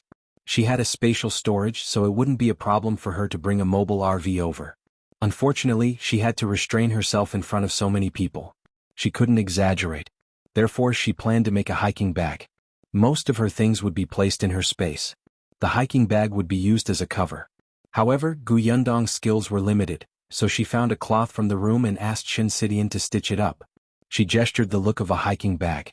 Shen Sidian was an expert in this area, so she quickly got to work. Gu Yundong thought that she had to have a tent to live in the wild. Otherwise, it would be inconvenient to sleep at night. There were a few modern tents in her spatial storage, but they could not be used. After some thought, she took out the oilcloth and asked Madame Jiang to help sew a simple tent. Madame Jiang was pregnant now, and Gu Yundong did not allow her to do heavy and dirty work. However, it was not a problem to do some embroidery work. When the bags and tents were ready, Gu Yundong began to prepare some food and necessities. Food was not a problem. They would not be short of food when they went hunting in the mountains. She needed a water bag. The water in the mountain was very clear, so it would not be lacking.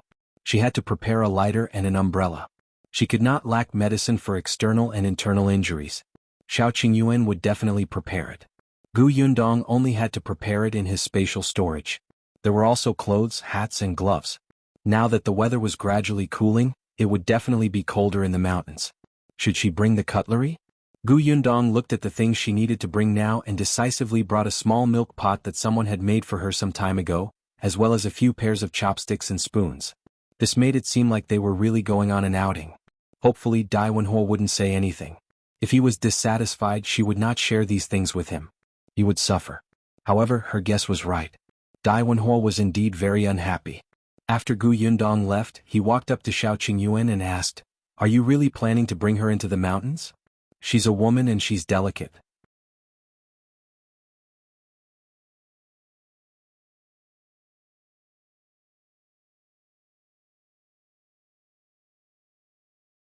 Chapter 733. This is different from what we agreed. Dai Wenhua saw that his expression had softened and continued, "Furthermore, we'll be gone for a few days this time. Miss Gu is very busy with her shop. This is delaying her matters, right? Also, although you and Miss Gu are engaged, you're not married after all. If her parents know that you brought her into the mountains, will they be angry and think that you're unreliable? What if there's a change in the marriage?" Shao Qingyuan frowned even more. Dai Wenhua was very good at talking. Every word hit the nail on the head. After a long silence, Shao Qingyuan finally nodded. "I'll persuade her not to go." Dai Wenhua heaved a huge sigh of relief. He had finally been persuaded. It was not in vain that he had tried so hard to persuade him. However, when Shao Qingyuan went to the Gu residence, he was told that Gu Yundong had gone to the county city. He thought that perhaps she was going to Gus to give some instructions, so he would wait for her to come back. Shao Qingyuan also had to prepare some things he needed to enter the mountain. However, he waited until the next morning when they were about to set off. It was not even 5 o'clock when Gu Yundong arrived at the Shao residence with a huge hiking bag and a thin and strange walking stick. Gu Yundong wanted to get Shao Qingyuan a hiking bag, but time was limited.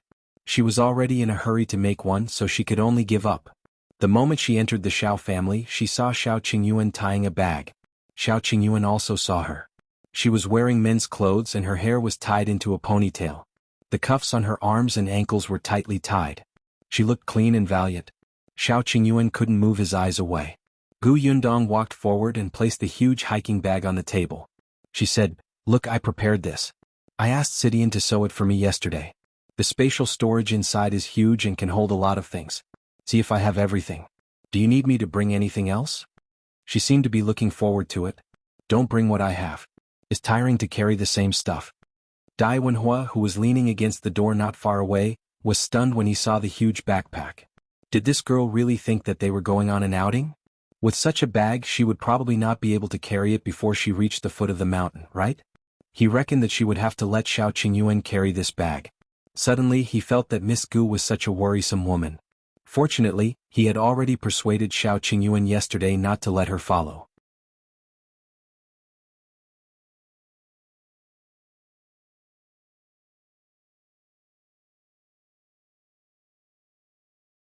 Chapter 734. Morning Temper. Gu Yundong took the backpack down. "Why don't you carry this? I'll bring you a bag. Why don't you carry the bag and I'll carry the backpack?" Shao Qingyuan was helpless. His bag was much heavier than her bag, which looked especially heavy and full. Naturally, he wouldn't switch with her. Only then was Gu Yundong satisfied. She carried her bag and turned to look at the constipated Dai Wenhua. "Young Master Dai, do you have any more problems?" Dai Wenhua looked at Shao Qingyuan and chuckled. He gritted his teeth and said, "No problem." Then he turned around and led the two guards away. Gu Yundong looked at his back suspiciously and turned to ask Shao Qingyuan, "What's wrong with him?" "Maybe he woke up too early today," he replied without changing his expression. Gu Yundong was enlightened. So this guy had a morning temper? Shaking her head, Gu Yundong carried her backpack and left with Shao Qingyuan. The group quickly arrived at the foot of the mountain. It was still early and the dew was very heavy. However, there were already many villagers working in the fields not far away. They did not say anything when they saw Shao Qingyuan and the others enter the mountain. Gu Yundong was dressed in men's clothes. They could not see who she was from afar. After they entered the mountain and there was no one around, Shao Qingyuan reached out and held Gu Yundong's hand as they walked forward. Dai Wenhua, who was following behind, snorted coldly. He had said that bringing a woman was a burden. Unexpectedly, even though Brother Shao looked smart and bold, he could not overcome the challenge of beauties and allowed his fiancée to fool around. No one spoke along the way. Gu Yundong was holding Shao Qingyuan's hand with one hand and leaning on her walking stick with the other. There was nothing much in the backpack on her back, but she walked easily. After half a day, the few of them had already entered the deep mountains. The weather gradually became hot, and the road became much more difficult to walk. Dai Wenhua looked at Gu Yundong, who was still walking casually, and could not help but be surprised. He did not expect her to remain silent until now. She did not even drink any water. On the other hand, although he had a strong physique and good skills, he did not have many chances to enter the mountain. At most, he would accompany his grandmother and mother to the temple on the outskirts of the city, where he had to climb the mountain occasionally. However, there were steps on the mountain. Compared to the steep mountain path that was overgrown with grass, it was worlds apart. Although Dai Wenhua did not feel tired, it was indeed a little strenuous to walk. Moreover, he did not have any baggage on him.